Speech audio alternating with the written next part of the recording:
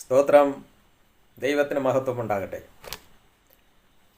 പ്രിയ സഹോദരങ്ങളെ, എന്താണ് ദൈവത്തിൻ്റെ മേശ, എന്താണ് ഭൂതങ്ങളുടെ മേശ? ഇതിനെക്കുറിച്ചാണ് ഇന്നത്തെ സുവിശേഷം. വളരെ പ്രധാനപ്പെട്ട, വളരെ അർത്ഥമുള്ള, വളരെ വളരെ പ്രധാനപ്പെട്ട ഒരു വിഷയമാണത്.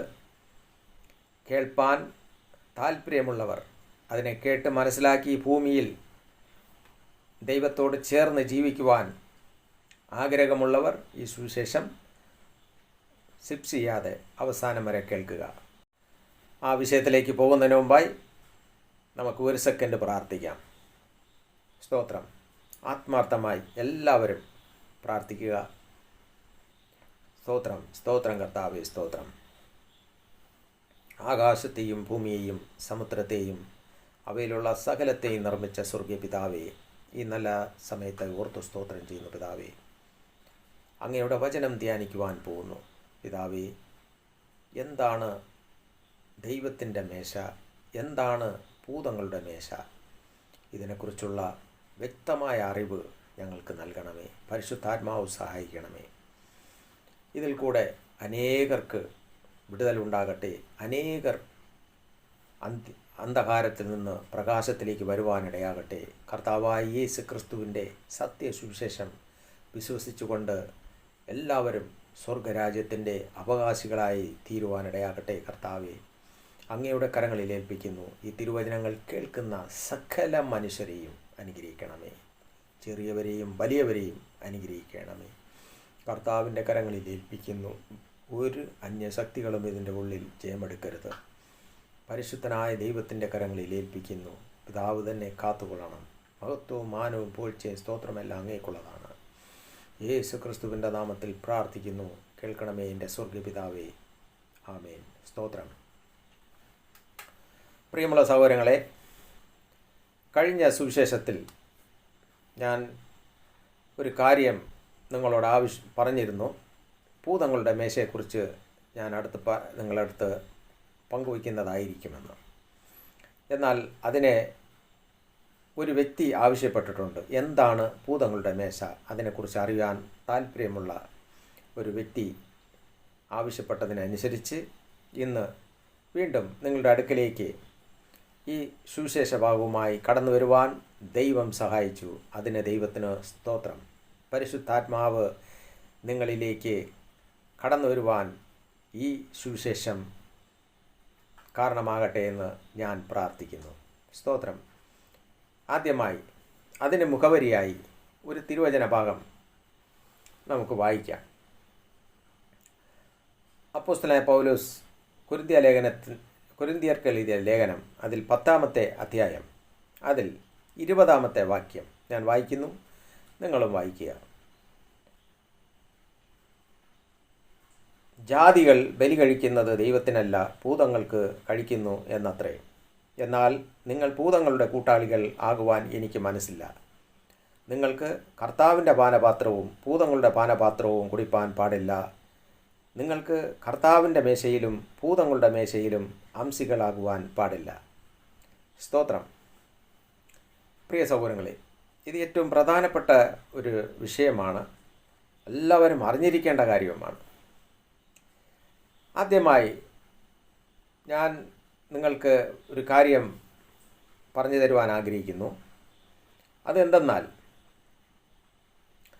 പഴയ നിയമത്തിൽ നാം കാണുവാൻ സാധിക്കും, ഇസ്രായേൽ ജനത്തെ മോശെ നടത്തിക്കൊണ്ടിരുന്ന സമയം. ആ സമയത്ത് ജനങ്ങൾ, കുറച്ച് ജനം, അതായത് മിസ്രയീമിൽ നിന്ന് കുറേ ജനം, അവർ പുറകോട്ട് പോകുന്നവരായിരുന്നു.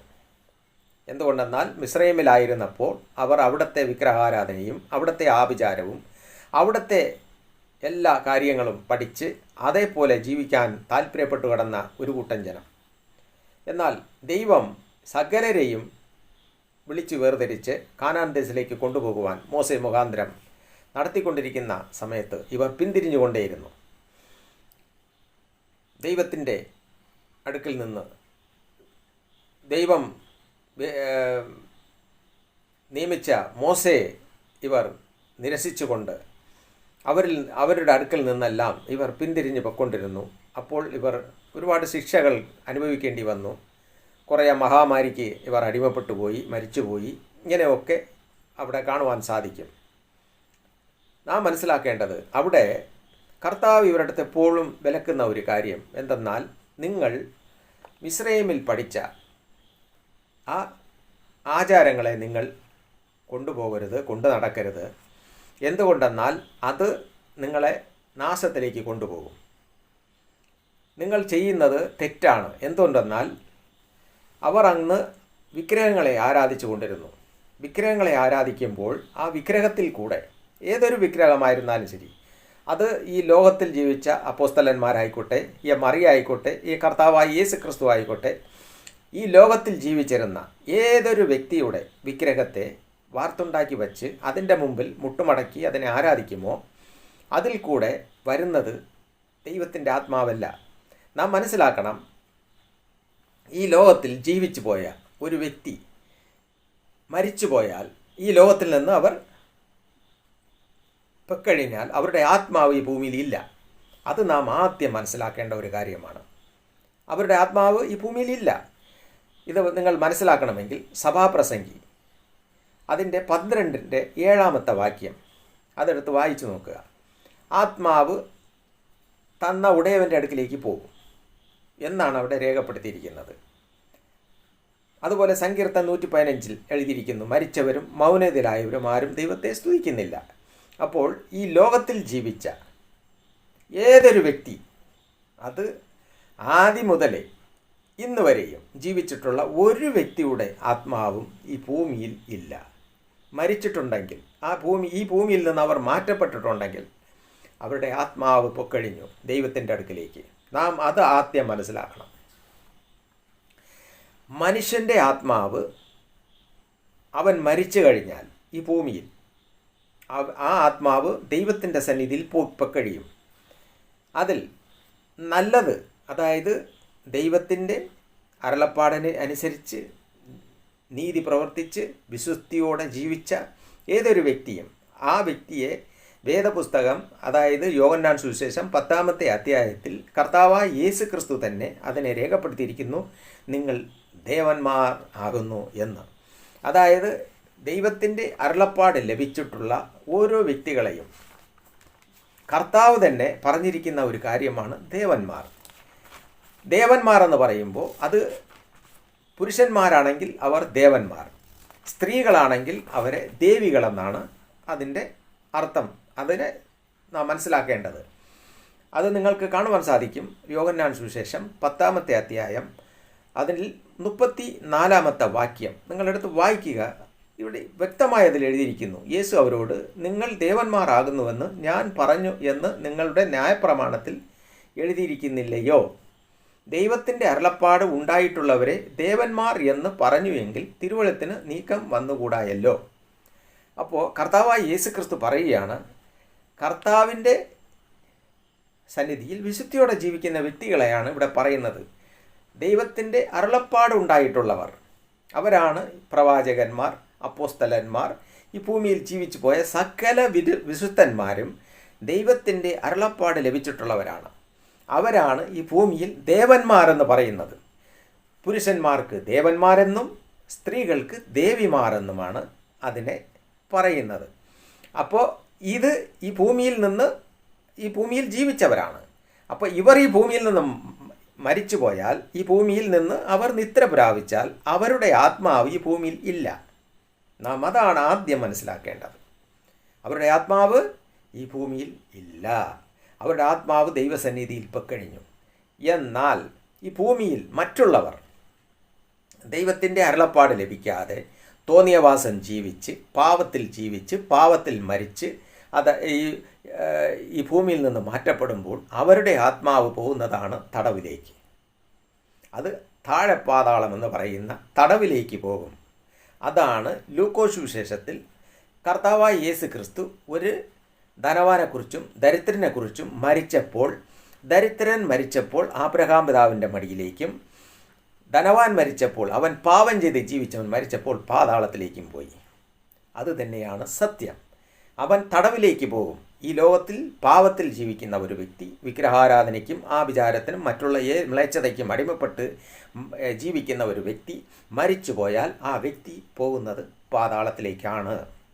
എന്നാൽ ദൈവത്തിൻ്റെ അരുളപ്പാടനുസരിച്ച്, ദൈവത്തിൻ്റെ അരുളപ്പാട് കിട്ടിയിട്ടുള്ള ഓരോ വ്യക്തികളും വിശുദ്ധരായി ജീവിച്ചിട്ടുള്ള, അത് ഏതൊരു വ്യക്തിയായിരുന്നാലും ശരി, ആ വ്യക്തിയുടെ ആത്മാവ് പോകുന്നത് ദൈവസന്നിധിയിലാണ്. അതായത് മുകളിൽ പാതാളം എന്ന് പറയുന്ന ആബ്രഹാം പിതാവ് എവിടെയോ അവിടെയാണ് പറുദീസ എന്ന് പറയുന്ന സ്ഥലം. അവിടെയാണ് മുകൾ പാതാളം എന്ന് പറയുന്ന സ്ഥലം. അവിടെ ജീവിക്കുന്നവരുടെ ഒരു സ്ഥലമാണ്. കർത്താവായ യേശു ക്രിസ്തുവിൻ്റെ ആ പ്രത്യേകമായി വിശുദ്ധന്മാർക്ക് നിയമിച്ചിരിക്കുന്ന ഒരു സ്ഥലം. കർത്താവായ യേശു ക്രിസ്തു ഈ ഭൂമിയിൽ വന്നതിന് ശേഷമാണ് അവർ വീണ്ടും ഈ ഭൂമിയിൽ, അതായത് കർത്താവായ യേശു ക്രിസ്തുവിൻ്റെ സന്നിധിയിൽ അവർ ഉയർക്കപ്പെട്ടവരായി എന്നും ക്രിസ്തുവിനോടുകൂടെ വാഴും എന്ന് പറഞ്ഞിരിക്കുന്നത്. അതുവരെ അവർ നിദ്രയിലാണ്. അവർ നിദ്രയിലാണെന്ന് തിരുവചനം നമ്മെ പഠിപ്പിക്കുന്നു. മരിച്ചവരും മൗനതയിലായവരും ആരും കർത്താവിനെ സ്തുതിക്കുന്നില്ല. മരിച്ചുപോയവർ ഇവർ മൗനതയിലാണ്. അവർക്ക് ഒന്നും ആരെ സഹായിക്കാനും പറ്റത്തില്ല, ഒന്നും പ്രവർത്തിക്കാനും പറ്റത്തില്ല. അവർ എന്നും ക്രിസ്തുവിനെ സന്നിധിയിൽ ജീവിക്കുന്നവരാണ്, ക്രിസ്തുവിനോടുകൂടെ ജീവിക്കുന്നവരാണ്. എന്നാൽ അവർക്ക് നമ്മളെ സഹായിക്കാൻ പറ്റത്തില്ല, അവർക്ക് പ്രാർത്ഥിക്കാൻ പറ്റത്തില്ല, അവർക്ക് ആരെ സഹായിക്കാൻ പറ്റത്തില്ല. വീണ്ടും വീണ്ടും ഞാൻ നിങ്ങളോട് പറയുകയാണ്. അതുപോലെ ഈ ഭൂമിയിൽ ജീവിച്ചു പോയ അപ്പോസ്തലന്മാരായിക്കോട്ടെ, പ്രവാചകന്മാരായിക്കോട്ടെ, മറിയ ആയിക്കോട്ടെ, ആരും തന്നെ നമ്മളെ സഹായിക്കാമെന്നും പറഞ്ഞിട്ടില്ല.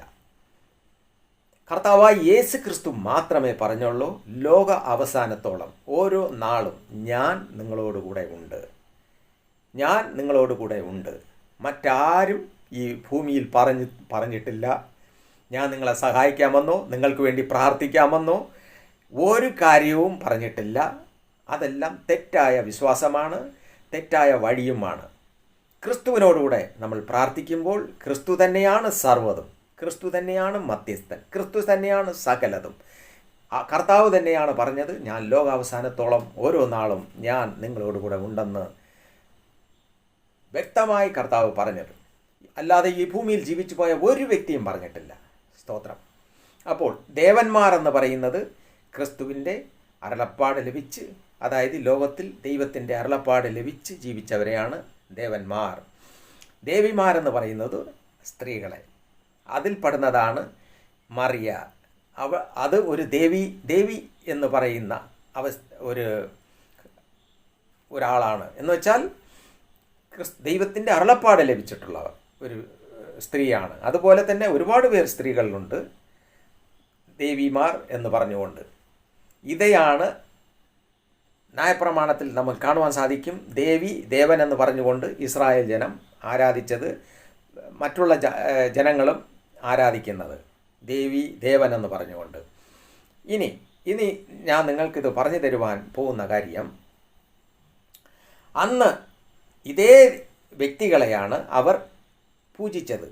അതായത് അവരുടെ വിഗ്രഹങ്ങളെ വാർത്തുണ്ടാക്കി വെച്ച് അവർ നമസ്കരിച്ചു. ആ വിഗ്രഹത്തിൻ്റെ മുകളിൽ വന്നതാണ് ഭൂതങ്ങൾ, ദുഷ്ട ആത്മാക്കൾ. അത് ഏതൊരു വ്യക്തിയുടെ വിഗ്രഹമായിരുന്നാലും ശരി, അത് കർത്താവായ യേശു ക്രിസ്തുവിൻ്റെ വിഗ്രഹമായിരുന്നാലും ശരി, മറിയയുടെ വിഗ്രഹമായിരുന്നാലും ശരി, ഈ ഭൂമിയിൽ ജീവിച്ചു പോയ അപ്പോസ്തലന്മാരുടെ വിഗ്രഹമായിരുന്നാലും ശരി, ഈ ലോകത്തിലുള്ള ജീവിച്ച ഏതൊരു വ്യക്തിയുടെ വിഗ്രഹമായിരുന്നാലും ശരി, ആ വിഗ്രഹത്തെ ഏതൊരു വ്യക്തി വാർത്തുണ്ടാക്കി വെച്ച് അതിൻ്റെ മുമ്പിൽ മുട്ടുമടക്കുന്നുവോ, അതിനെ സേവിക്കുന്നുവോ, അതിനെ ആരാധിക്കുന്നുവോ, അതിൻ്റെ മുകളിൽ തിരികൊളുത്തുന്നുവോ, ആ വിഗ്രഹത്തിൽ ഉരുവായി വരുന്നതാണ് ഭൂതങ്ങൾ, ദുഷ്ട ആത്മാക്കൾ. അത് നാം ആദ്യം മനസ്സിലാക്കണം പ്രിയമുള്ളവരെ. അല്ലാതെ ആരെങ്കിലും എന്തെങ്കിലും പറഞ്ഞു അതിനെ കേട്ടുകൊണ്ട് തർക്കിക്കുകയല്ല വേണ്ടത്. എൻ്റെ അപ്പൻ ജീവിച്ചു ഇങ്ങനെ, അങ്ങനെയാണെങ്കിൽ ലോകം സ്ഥാപനം മുതൽ ഇന്ന് വരെ എത്ര പേര് ലോകത്തിൽ ജീവിച്ചു പോയി? വിശുദ്ധന്മാർ അവരെല്ലാം ഇങ്ങനെ ചുറ്റി നടക്കുകയാണ് ലോകത്തിൽ. എല്ലാവരും ചുറ്റിച്ചിരിയാണോ? മറിയ അങ്ങ് ഇസ്രായേൽ ജനിച്ചു, അവൾ ഇന്ത്യയിൽ ചുറ്റിച്ചിരിയാണോ വന്നിട്ട്? എന്ത് മൂഢവിശ്വാസമാണ് ജനങ്ങളെ പഠിപ്പിച്ചു വച്ചിരിക്കുന്നുവെന്ന് നാം ചിന്തിച്ചു നോക്കണം. മറിയ ജനിച്ചത് ഇസ്രായേലിലാണ്, അങ്ങാണ്. അവിടെ ജനിച്ച മറിയ ഇന്ത്യയിൽ കറങ്ങിത്തിരികയാണോ? കൽക്കട്ടയിലും മറ്റിടത്തും കേരളത്തിലും എല്ലായിടും ഇങ്ങനെ കറങ്ങിത്തിരികയാണോ മറിയ? നീ വിളിച്ച ഉടനെ ഓടി വന്ന് നമുക്ക് ഉത്തരം തരാൻ, ഇല്ല നമുക്ക് വേണ്ടി പ്രാർത്ഥിക്കാൻ. അപ്പോൾ നിങ്ങൾ മനസ്സിലാക്കണം, പിശാച് മനുഷ്യനെ എങ്ങനെ വഞ്ചിക്കുന്നുവെന്ന്. പിശാച് മനുഷ്യനെ എങ്ങനെ വഞ്ചിക്കുന്നുവെന്ന് നാം മനസ്സിലാക്കണം. എത്രമാത്രം മൂഢതയാണ് ജനങ്ങളെ പഠിപ്പിച്ചു വച്ചിരിക്കുന്നുവെന്ന് അറിയാമോ? യേശുവിൻ്റെ അമ്മ, ശരി, യേശു ക്രിസ്തു ജനിക്കാൻ വേണ്ടി തിരഞ്ഞെടുക്കപ്പെട്ട ഒരു വ്യക്തിയാണ്. യേശുവിൻ്റെ അമ്മ എന്ന് പറഞ്ഞുകൊണ്ട് ഈ ലോകത്തിൽ ആരെങ്കിലും സഹായിക്കാമെന്ന് പറഞ്ഞോ? ഏതെങ്കിലും അപ്പോസ്തലന്മാർ പറഞ്ഞോ? ഇല്ല, കർത്താവ് തന്നെ പറഞ്ഞോ നമ്മളെ സഹായിക്കാമെന്ന്? ആരും പറഞ്ഞിട്ടില്ല ഇങ്ങനെ ആരും നമ്മളെ സഹായിക്കുമെന്ന്. ആ അന്ധവിശ്വാസത്തിൽ നിന്ന് നിങ്ങൾ ആദ്യം പുറത്തു വരണം. ആ അന്ധവിശ്വാസത്തിൽ നിങ്ങൾ പുറത്തു വരണം. ഈ ലോകത്തിൽ ജീവിച്ചു പോയ ആരും തന്നെ ഈ ലോകത്തിൽ ഇല്ല. അവരെല്ലാം മാറ്റപ്പെട്ടു പോയി, അവരെല്ലാം പൊക്കഴിഞ്ഞു. യേശു ക്രിസ്തു മാത്രമേ ഈ ഭൂമിയിൽ മനുഷ്യനായി അവതരിച്ച്, മനുഷ്യനായി ജന്മമെടുത്ത്, മരിച്ച്, അടക്കപ്പെട്ട്, ഉയർത്തെഴുന്നേറ്റ് സ്വർഗത്തിൽ പിതാവിൻ്റെ വലത്തുഭാഗത്ത് ഇരുന്നു കൊണ്ട് നമുക്ക് വേണ്ടി പക്ഷവാദം ചെയ്യുന്നതും, ആത്മാവിൽ അവൻ ലോകം മുഴുവനും സഞ്ചരിച്ച് എവിടെ നിന്ന് വിളിച്ചാലും വിളി കേൾക്കാൻ കാതോർത്ത് നിൽക്കുന്നവനുമായ നമ്മുടെ കർത്താവ്, നമ്മുടെ ദൈവം, നമ്മുടെ രക്ഷകൻ, ആ ദൈവത്തെ വേണം നാം വിളിക്കാനും പ്രാർത്ഥിക്കാനും. പ്രിയമുള്ള സഹോദരങ്ങളെ, അവിടെയാണ് നമുക്ക് ഉത്തരം കിട്ടുക. അവിടെയാണ് നമുക്ക്, അല്ലാതെ ഈ ലോകത്തിൽ ജീവിച്ചു പോയ അപ്പോസ്തലന്മാരെയും പ്രവാചകന്മാരെയും മറിയയും ഒക്കെ വിളിച്ചെന്ന് പറഞ്ഞുകൊണ്ട് അവരാരും നമ്മളെ സഹായിക്കാൻ വരത്തില്ല. അവരുടെ ആത്മാവ് ഈ ഭൂമിയിൽ ഇല്ല. അങ്ങനെ പഠിപ്പിക്കുന്ന പുരോഹിതന്മാരും ശരി, കന്യാസ്ത്രീമാരും ശരി, അവർ ആരും ക്രിസ്തുവിൻ്റെ സുവിശേഷകരെ അല്ല, യഥാർത്ഥ ക്രിസ്തീയ സുവിശേഷകരെ അല്ല. ഞാൻ കഴിഞ്ഞ സുവിശേഷത്തിൽ ഇത് നിങ്ങൾക്ക് ഞാൻ ഓർമ്മപ്പെടുത്തി. ഈ പുരോഹിതന്മാർ, ഈ ലോകത്തിൽ ജീവിച്ചു പോയ പുരോഹിതന്മാർ, ഇവർ ആരും ശരിയായ രീതിയിൽ ജനത്തെ പഠിപ്പിച്ചിട്ടില്ല. അവർ ഓരോരോ കാര്യങ്ങളെ ഈ ലോകത്തിൽ പറഞ്ഞു കൊടുത്തു. അതിൻ്റെ പിൻഗാമികൾ ഇന്ന് അനുസരിച്ചു കൊണ്ടിരിക്കുന്നതേ ഉള്ളൂ. ഞാൻ നിങ്ങൾക്കത് വചനത്തിൽ വ്യക്തമായി അത് ഞാൻ കാണിച്ചു തരാം. നിങ്ങളത് ശ്രദ്ധിച്ച് കേൾക്കുകയും നിങ്ങളത് മനസ്സിലാക്കുകയും ചെയ്യുക. പ്രിയമുള്ളവരെ, അതുപോലെ തന്നെ ഞാൻ പറഞ്ഞു, അത് ഞാൻ കഴിഞ്ഞ ഒരു സുവിശേഷത്തിൽ ഞാനത് പറഞ്ഞിട്ടുള്ളതാണ്. വീണ്ടും ഞാൻ നിങ്ങൾക്കത് പറഞ്ഞു തരുന്നു. ആവർത്തന പുസ്തകം 32-ാമത്തെ അധ്യായം, അതിൽ 17-ാമത്തെ വാക്യം നിങ്ങളെടുത്ത് വായിച്ചു നോക്കുക. മോശെ ഇസ്രായേൽ ജനത്തോട് പറയുകയാണ്, പരിശുദ്ധാത്മാവിൻ്റെ ആ പ്രവൃത്തി അവിടെ മനസ്സിലാക്കണം. കർത്താവ് അവിടെ മോശയിൽ കൂടെ പറയുന്ന ഒരു കാര്യമാണ്, നിങ്ങൾ ഈ ഭൂമിയിൽ ഇങ്ങനെ ചെയ്യരുത്, വിഗ്രഹങ്ങളെ നിങ്ങൾ ആരാധിക്കരുത്. അത് ചെയ്താൽ നിങ്ങൾ ഭൂതങ്ങളുടെ അടിമയാണ്. അത് ഉത്ഭവിച്ച കാര്യങ്ങൾ എന്തെന്നൊക്കെ ഇതാ ഇവിടെ വ്യക്തമായി പറഞ്ഞിരിക്കുന്നു. 17-ാമത്തെ വാക്യം 32-17. ഇതാ, അവർ ദുർഭൂതങ്ങൾക്ക്, ദൈവമല്ലാത്തവയ്ക്ക്, തങ്ങൾ അറിയാത്ത ദേവന്മാർക്ക് ബലി കഴിച്ചു. അവരുടെ പിതാക്കന്മാർ അവയെ ഭജിച്ചിട്ടില്ല. അവ നൂതനമായി ഉത്ഭവിച്ച നവീന മൂർത്തികൾ അത്രേ. അവ നൂതനമായി ഉത്ഭവിച്ച നവീന മൂർത്തികൾ അത്രേ. എന്താണ് ഭൂതങ്ങൾ? എന്താണ് അതിൻ്റെ മുകളിൽ എഴുതിയിരിക്കുന്നു? അവർ തൻ്റെ രക്ഷയുടെ പാറയെ നിരസിച്ചു. അവർ അന്യ ദൈവങ്ങളാൽ അവനെ ക്രൂധിപ്പിച്ചു. മ്ലേച്ഛതകളാൽ അവനെ കോപിപ്പിച്ചു. മ്ലേച്ഛതകളാൽ, അതായത് അവർ വിഗ്രഹങ്ങളെ ആരാധിച്ചു. ഇതിൻ്റെ മുകളിലൊക്കെ നിങ്ങൾ അത് വായിക്കുമ്പോൾ മനസ്സിലാകും. ഏതൊരു വ്യക്തി വിഗ്രഹങ്ങളെ വാർത്തുണ്ടാക്കി വയ്ക്കുമോ, വിഗ്രഹങ്ങളെ വാർത്തുണ്ടാക്കി അതിൻ്റെ മുമ്പിൽ മുട്ടുമടക്കുമോ, അതിനെ ചുംബിക്കുമോ, അതിനെ തൊട്ടുതൊളുമോ, അതിൽ കൂടെ ഉത്ഭവിച്ച് വരുന്നതാണ് ഭൂതങ്ങൾ, ദുഷ്ട ആത്മാക്കൾ. അത് സ്ത്രീയാകട്ടെ പുരുഷനാകട്ടെ, അത് ഏത് വ്യക്തിയുടെ വിഗ്രഹം നീ വച്ച് പൂജിച്ചാലും അതിൽ കൂടെ വരുന്നതാണ് ദുഷ്ടാത്മാക്കളും ഭൂതങ്ങളും. നിങ്ങൾ മനസ്സിലാക്കണം, ദുഷ്ടാത്മാക്കളും ഭൂതങ്ങളും അത് കർത്താവ് നിയമിച്ചതല്ല, കർത്താവ് സൃഷ്ടിച്ചതല്ല. ഇതിനെ ഈ ലോകത്തിൽ സൃഷ്ടിക്കാൻ മെയിൻ കഥാപാത്രം സാത്താനാണ് ഇതിൻ്റെ മെയിൻ കഥാപാത്രം. ഈ ഭൂതങ്ങളെയും ദുഷ്ടാത്മാക്കളെയും ഈ ഭൂമിയിലേക്ക് കൊണ്ടുവരുവാൻ തക്കവണ്ണം ഈ ജനത്തിൽ കൂടെ പ്രവർത്തിക്കുന്നത്. വിഗ്രഹത്തിൻ്റെ മുന്നിൽ, ഏതൊരു വിഗ്രഹത്തിൻ്റെ ഉള്ളിലും ദൈവമില്ല. ആ വിഗ്രഹത്തിന് കണ്ണ് കാണത്തില്ല, ചെവി കേൾക്കത്തില്ല, സംസാരിക്കത്തില്ല, ശ്വാസമില്ല, നടക്കത്തില്ല, പ്രവർത്തിക്കത്തില്ല, ഒന്നുമില്ല. ആ വിഗ്രഹത്തിൽ കുടികൊള്ളുന്നത് സാത്താനാണ്, ദുഷ്ടാത്മാവാണ്, ഭൂതമാണ്. അത് യേശു ക്രിസ്തുവിൻ്റെ വിഗ്രഹമെന്ന് നീ വച്ചിരുന്നാലും ശരി, മറിയയുടെ വിഗ്രഹം വച്ചിരുന്നാലും ശരി, ഇല്ല മറ്റ ദേവന്മാരെന്ന് പറഞ്ഞുള്ള പേരിൽ നീ വച്ചിരുന്നാലും ശരി, അതിൻ്റെ മുകളിൽ അതിൽ കൂടെ വരുന്നത് ഭൂതങ്ങളാണെന്ന് നീ മനസ്സിലാക്കണം. ഏതൊരു വ്യക്തിയും ഭയപ്പെടേണ്ട ആവശ്യമില്ല. ദൈവം വെറുക്കുന്നതാണത്. ദൈവം വെറുക്കുന്നതാണ്. ജീവിച്ചിരിക്കുന്നതാണ് എല്ലാവരും. മറിയാട്ടെ ജീവിച്ചിരിക്കുന്നതാണ്. അവർ മരിച്ചിട്ടില്ല, നിത്യയിലാണ്. അവർ ജീവിച്ചിരിക്കുന്നതാണ്. ദൈവം ജീവനോടെ ഇരിക്കുന്നതാണ്. സ്വർഗത്തിലെ പിതാവ് ജീവനോടെ ഇരിക്കുന്നതാണ്. കർത്താവായ യേശു ക്രിസ്തു എന്നും ജീവിക്കുന്നു. ആ ജീവിക്കുന്ന ഒരു വ്യക്തിയുടെ വിഗ്രഹത്തെ ഉണ്ടാക്കി അതിനെ നമസ്കരിക്കുകയും തൊട്ട് ചുംബിക്കുകയും ചെയ്യുമ്പോൾ നീ എത്ര വലിയ പാപം ചെയ്യുന്നുവെന്ന് നീ മനസ്സിലാക്കണം. നമ്മൾ തന്നെ ജീവിച്ചിരിക്കുമ്പോൾ നമ്മളുടെ വിഗ്രഹത്തെ നമ്മളെ മക്കൾ ഉണ്ടാക്കി വെച്ച് അതിനെ മാലയിട്ട് അതിനെ പൂജിക്കുമ്പോൾ നമുക്കെന്തുമാത്രം വേദനയുണ്ടാകും. നമ്മൾ ജീവിച്ചിരിക്കെ നമ്മളെ മക്കൾ നമ്മളെ വിഗ്രഹത്തെ ഉണ്ടാക്കി വെച്ച് ഇങ്ങനെ ചെയ്യുന്നല്ലോ എന്ന് പറഞ്ഞ് നമുക്ക് ദുഃഖമുണ്ടാവത്തില്ലയോ? ജീവിച്ചിരിക്കുന്ന ഒരു വ്യക്തിയുടെ ക്ഷേത്രമുണ്ടാക്കി വെച്ച് ആ ക്ഷേത്രത്തിൽ ആ ജീവനോടെ ഇരിക്കുന്ന വ്യക്തിയെ പൂജ ചെയ്യുമ്പോൾ ആ വ്യക്തി എത്രമാത്രം വേദനിക്കും. അതാണ് കർത്താവ് വിലക്കുന്നത്. അതുമാത്രമല്ല, ഒരു വ്യക്തി വിഗ്രഹത്തെ ആരാധിക്കുമെങ്കിൽ ആ വിഗ്രഹത്തിൽ കൂടെ വരുന്ന ഭൂതത്തിന് അവൻ അടിമയായി പോവുകയാണ്. ദൈവം തൻ്റെ മക്കളെ ഭൂതത്തിന് അടിമയാക്കാൻ സമ്മതിക്കുന്നതല്ല. അവൻ ഒരിക്കലും അത് ആഗ്രഹിക്കുന്നതല്ല. ഏതെങ്കിലും ഒരു അപ്പനോ അമ്മയോ തൻ്റെ മക്കൾ ഭൂതത്തിന് അടിമയാകണമെന്ന് ആഗ്രഹിക്കുമോ? ദുഷ്ടാത്മാവിന് അടിമയാകണമെന്ന് ആഗ്രഹിക്കുമോ? ഏതെങ്കിലും ഒരു വ്യക്തി, ഈ ഭൂമിയിൽ ജീവിക്കുന്ന ഏതൊരു വ്യക്തി തൻ്റെ മക്കൾ അങ്ങനെ പോകണമെന്ന് ആഗ്രഹിക്കുമോ? അത് തന്നെയാണ് കർത്താവ് വിലക്കുന്നത്. പ്രിയമുള്ളവരെ, അത് തന്നെയാണ് കർത്താവ് വിലക്കുന്നത്. നിങ്ങൾ ഇത് ചെയ്യരുത്, നിങ്ങൾ വിഗ്രഹത്തെ ആരാധിക്കരുത് എന്ന് വിലക്കുന്നത്. സ്തോത്രം. നിങ്ങളിത് ആദ്യം മനസ്സിലാക്കണം. ഇനി ഇതിൻ്റെ അപ്പുറം പറഞ്ഞു തരുവാൻ എന്താണുള്ളത് പരിശുദ്ധാത്മാവിന്? പ്രിയമുള്ള സഹോദരങ്ങളെ, എന്താണുള്ളത്? ചിന്തിക്കാൻ കഴിവുണ്ടെങ്കിൽ ചിന്തിക്കുക. ഒരു വിഗ്രഹം നീ ഉണ്ടാക്കുന്നുവെങ്കിൽ ആ വിഗ്രഹത്തിൻ്റെ മുകളിൽ നിൽക്കുന്നത് സാത്താനാണ്, ഭൂതമാണ്, നവീന മൂർത്തികളാണ്. വ്യക്തമായി തിരുവചനത്തിൽ പറഞ്ഞിട്ടുണ്ട്. ദൈവത്തിൻ്റെ ആത്മാവല്ല. മരിച്ചുപോയ ഒരു വ്യക്തി ഈ ഭൂമിയിൽ ഇല്ല. അത് മറിയാകട്ടെ, അപ്പോസ്തലന്മാരട്ടെ, എല്ലാവരും ഈ ഭൂമിയിൽ നിന്ന് മാറ്റപ്പെട്ടു. അവരുടെ ആത്മാവ് ഇപ്പക്കഴിഞ്ഞു.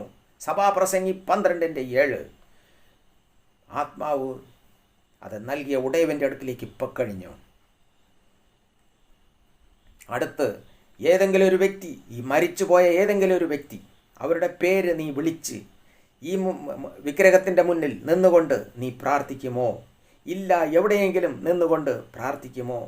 ആ വ്യക്തിയുടെ പേരിൽ വരുന്നത് ഭൂതമാണ്, ദുഷ്ടാത്മാവാണ്, യക്ഷിയാണെന്ന് മനസ്സിലാക്കണം. നിങ്ങളത് മനസ്സിലാക്കിക്കൊള്ളുക. ഈ ഭൂമിയിൽ മറിയ എന്ന് പറഞ്ഞുകൊണ്ട് എത്ര മറിയ ഈ ഭൂമിയിൽ വന്നിട്ട് പൊക്കാണും. മറിയയുടെ പേരിൽ മറിയ എന്ന് പറഞ്ഞുകൊണ്ട് എത്ര പേര് വന്നിട്ട് പൊക്കാണും. അപ്പോസ്തലന്മാരുടെ പത്രോസ് എന്ന് പറഞ്ഞ് എത്ര പത്രോസ് ഈ ലോകത്തിൽ ജീവിച്ചു പോയി? എത്ര ആബ്രഹാം ജീവിച്ചു പോയി? എത്ര മോശെ ജീവിച്ചു പോയി? എത്ര ഏലിയാവ് ജീവിച്ചു പോയി? എത്ര പേര് ജീവിച്ചു പോയി ഈ ഭൂമിയിൽ? ഈ പേരിൽ എത്ര പേർ ജീവിച്ചു പോയി? അങ്ങനെ ഇരിക്കെ നീ ഇപ്പോൾ വിളിക്കുന്നത് ഏത് മറിയയാണ്? ഏത് അപ്പോസ്തലനെയാണ്? ഏത് മറിയാണ് വിളിക്കുന്നത്? മാതാവേ എന്ന് ലോകത്തിൽ വിളിക്കുന്നവർ എത്ര മാതാവ് ഈ ലോകത്തിൽ ജീവിച്ചു പോയി? എന്നാൽ കർത്താവായി യേശു ക്രിസ്തു എന്ന് ഈ ലോകത്തിൽ ആരും ജീവിച്ചു പോയിട്ടില്ല. വേറെ യേശു ക്രിസ്തു, ഒരേ ഒരു യേശു ക്രിസ്തു എന്ന് ഒരേ ഒരു യേശു ക്രിസ്തു ഈ ഭൂമിയിൽ വന്നുള്ളൂ. മരിച്ച് അടക്കപ്പെട്ട് ഉയർത്തെഴുന്നേറ്റ് പിതാവിൻ്റെ സന്നിധിയിലിരിക്കുന്നുള്ളൂ. ആ ക്രിസ്തുവിൻ്റെ നാമത്തിൽ ഒരു ഭൂതവും വരത്തില്ല. യേശു ക്രിസ്തുവിൻ്റെ നാമത്തിൽ ഒരു ഭൂതവും വരത്തില്ല. എന്നാൽ നീ മനസ്സിലാക്കണം, നീ വിശുദ്ധിയോടെയല്ല, ഭക്തിയോടെയല്ല ഈ വിഗ്രഹത്തിനെ ആരാധിച്ചുകൊണ്ട് നീ യേശുവെ വിളിച്ചാൽ യേശുവിൻ്റെ പേരിലും ഭൂതം വരും. കർത്താവ് പറഞ്ഞിട്ടുണ്ട്, സാത്താൻ വെളിച്ചദൂതൻ്റെ വേഷമെടുക്കും. വെളിച്ചദൂതൻ്റെ വേഷം. അതുവരെ പറഞ്ഞിട്ടുണ്ട്.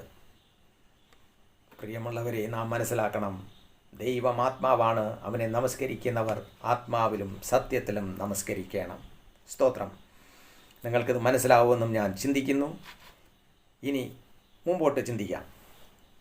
അപ്പോൾ നമ്മളിവിടെ കാണുവാൻ സാധിച്ചു, കർത്താവ് വ്യക്തമായി പറയുന്നു, പ്രിയമുള്ളവരെ, നാം ഈ ഭൂമിയിൽ ജീവിക്കുന്ന ഒരു ജഡം മനുഷ്യനാണ്, ജഡം ഉള്ള മനുഷ്യരാണ്. നമ്മൾ മരിച്ചു പോയാൽ മണ്ണിൽ പോകും. നമ്മുടെ ജഡമെല്ലാം മണ്ണിൽ പോകുന്നതാണ്. ആത്മാവ് നമ്മൾ നീതിയോടെ ജീവിച്ചാൽ, ദൈവത്തിന് പ്രസാദമുള്ളതായി ജീവിച്ചാൽ ദൈവസന്നിധിയിൽ പോകും. ഇല്ല എങ്കിൽ അത് പാതാളത്തിലേക്ക് തന്നെ പോകും. ഇതിലൊരു സംശയവുമില്ല. സ്തോത്രം. കർത്താവ് പറയുന്നു, സദൃശവാക്യം 7:2 അവിടെ ഇപ്രകാരം പറയുന്നു, നീ ജീവിച്ചിരിക്കേണ്ടതിന്, ഈ ഭൂമിയിൽ ജീവിച്ചിരിക്കുന്ന കാര്യമല്ല, സ്വർഗത്തിൽ ജീവിച്ചിരിക്കേണ്ടതിന്. അതാണ് അതിൻ്റെ അർത്ഥം വരുന്നത്. നീ ജീവിച്ചിരിക്കേണ്ടതിന്. ഇതാ 7:2, നീ ജീവിച്ചിരിക്കേണ്ടതിന് എൻ്റെ കൽപ്പനകളെയും ഉപദേശത്തെയും നിൻ്റെ കണ്ണിൻ്റെ കൃഷ്ണമണി പോലെ കാത്തുകൊള്ളുക. എന്താണ് രേഖപ്പെടുത്തിയിരിക്കുന്നു? വായിച്ചു നോക്കുക. നീ ജീവിച്ചിരിക്കേണ്ടതിന് ദൈവത്തിൻ്റെ കൽപ്പനയെ, കർത്താവിൻ്റെ കൽപ്പനയെ കണ്ണിൻ്റെ കൃഷ്ണമണി പോലെ നീ കാത്തുകൊള്ളുക. നമ്മുടെ കണ്ണിൻ്റെ കൃഷ്ണമണിയെ ഒരു തുരുമ്പ് പോലും ഇടാതെ, ഒരു തുരുമ്പ്, അതായത് ഒരു ചെറിയ ഒരു തുരുമ്പ് പട്ടാൽ നമ്മളെ കണ്ണിൻ്റെ കൃഷ്ണമണി എന്തുമാത്രം എരിയും, എത്രമാത്രം വേദനിക്കും, കാഴ്ചയ്ക്ക് എന്തുമാത്രം ബുദ്ധിമുട്ടുണ്ടാവും, എത്രമാത്രം ബുദ്ധിമുട്ടുണ്ടായി കണ്ണുനീർ ഒഴുകും. ആ കൃഷ്ണമണി എങ്ങനെയോ അതേപോലെ തന്നെ ദൈവത്തിൻ്റെ കൽപ്പനയെ സൂക്ഷിക്കാനാണ് പരിശുദ്ധാത്മാവ് ഇവിടെ പറയുന്നത്. പരിശുദ്ധാത്മാവ് പറയുകയാണ്, കണ്ണിൻ്റെ കൃഷ്ണമണിയെ പോലെ എൻ്റെ കൽപ്പനയെ നീ സൂക്ഷിക്കുക എന്നാണ് പറഞ്ഞിരിക്കുന്നത്. പ്രിയമുള്ളവരെ, ദൈവത്തിൻ്റെ കൽപ്പനയെ നാം അനുസരിക്കുമ്പോഴാണ് ദൈവം നമ്മളിൽ പ്രസാദിക്കുക. സ്തോത്രം. നാം മനസ്സിലാക്കണം, ദൈവം നമ്മോടുണ്ടെങ്കിൽ, നമ്മളെ കൂടെ ഉണ്ടെങ്കിൽ നമ്മളെ ആര് തൊടുവാൻ സാധിക്കും? ആരാണ് നമ്മളെ ഉപദ്രവിക്കാൻ സാധിക്കുക?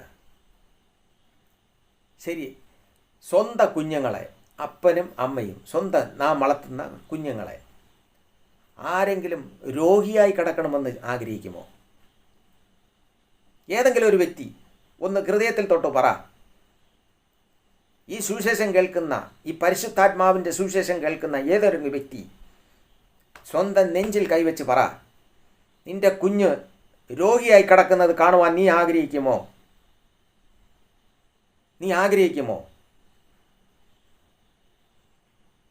ആഗ്രഹിക്കുമോ?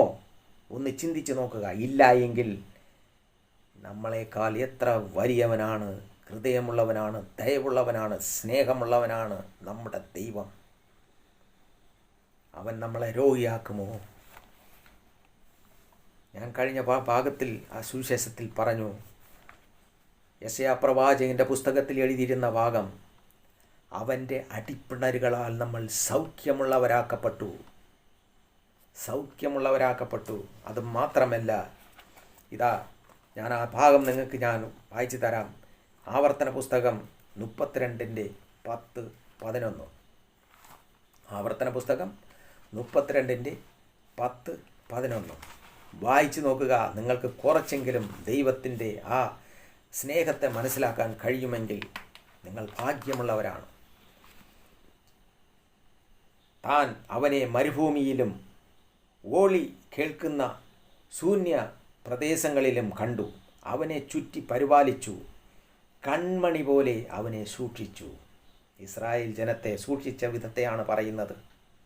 കൺമണി പോലെ അവനെ ഞാൻ സൂക്ഷിച്ചു. ഒരു കണ്ണിൽ തുരുമ്പ് വീഴുന്നാൽ എങ്ങനെയോ അതേപോലെ ഞാൻ അവരെ സൂക്ഷിച്ചു.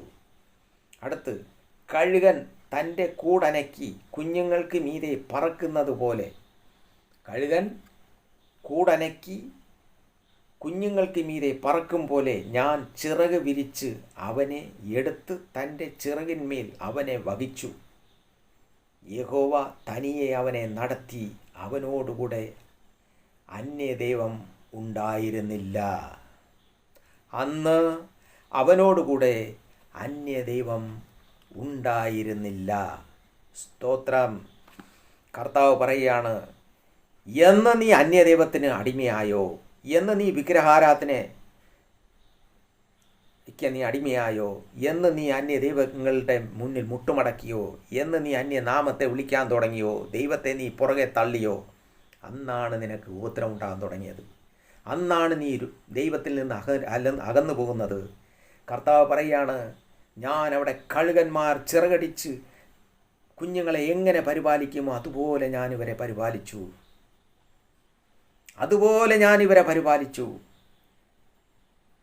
കർത്താവിൻ്റെ തിരുവചനമാണ് പ്രിയമുള്ളവരെ. അതുപോലെ ഞാനിവരെ പരിപാലിച്ചു. കണ്ണിൻ്റെ കൃഷ്ണമണി പോലെ ഞാനിവരെ പരിപാലിച്ചു. സ്തോത്രം. നമ്മുടെ ദൈവം, നമ്മൾ വിശ്വസിക്കുന്ന ദൈവം ഇസ്രായേൽ ജനത്തെ പരിപാലിച്ചു എന്നാണ് പറഞ്ഞിരിക്കുന്നത്.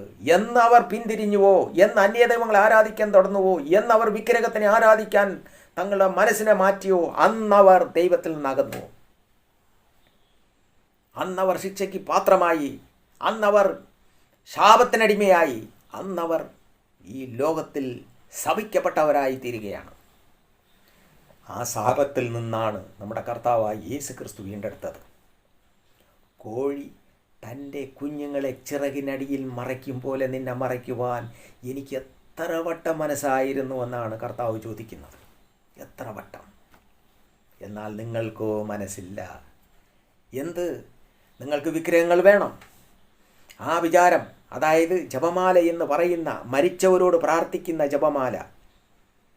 എല്ലാവരും പറയുന്നു അവർ മരിച്ചിട്ടില്ല. ശരി തന്നെയാണ്, അവർ ജീവിക്കുന്നവരാണ്, അവർ ക്രിസ്തുവിൽ ജീവിക്കുന്നവരാണ്. എന്നാൽ അവർ നമ്മളെ സഹായിക്കത്തില്ല. ജപമാല പറയുമ്പോൾ അതിൽ വരുന്നത് ആരൊക്കെയാണ്? ആരെയെല്ലാം വിളിക്കുന്നു? മറിയെ വിളിക്കുന്നു, അപ്പോസ്തലന്മാരെ വിളിക്കുന്നു, പത്രോസിനെ വിളിക്കുന്നു, എല്ലാവരെയും വിളിക്കുന്നു, ദൂതന്മാരെ വിളിക്കുന്നു. ഇത് മന്ത്രിക്കുമ്പോൾ ഇതിൽ പ്രവർത്തിക്കുന്ന ആത്മാവ് ഏതെന്ന് തിരിച്ചറിയാൻ നിങ്ങൾക്ക് ഇതുവരെ കഴിഞ്ഞില്ല എങ്കിൽ നിങ്ങളിതാ ശിക്ഷയ്ക്ക് വീണ്ടും വീണ്ടും അടിമയായിക്കൊണ്ടിരിക്കുന്നുവെന്ന് നിങ്ങൾ മനസ്സിലാക്കണം. കുറേ പണമെല്ലാം ഈ ഭൂമിയിൽ കിട്ടുമായിരിക്കാം, അതൊക്കെ ഈ ഭൂമിയിൽ നശിച്ചു പോകും. അതൊന്നും നമ്മളെ രക്ഷിക്കത്തില്ല. ദൈവത്തിൽ നിന്നുള്ള സന്തോഷവും സമാധാനവും അത് തന്നെ നമ്മളെ വിടുവിക്കും. അത് തന്നെ നമുക്ക് സന്തോഷം തരും, സമാധാനം തരും.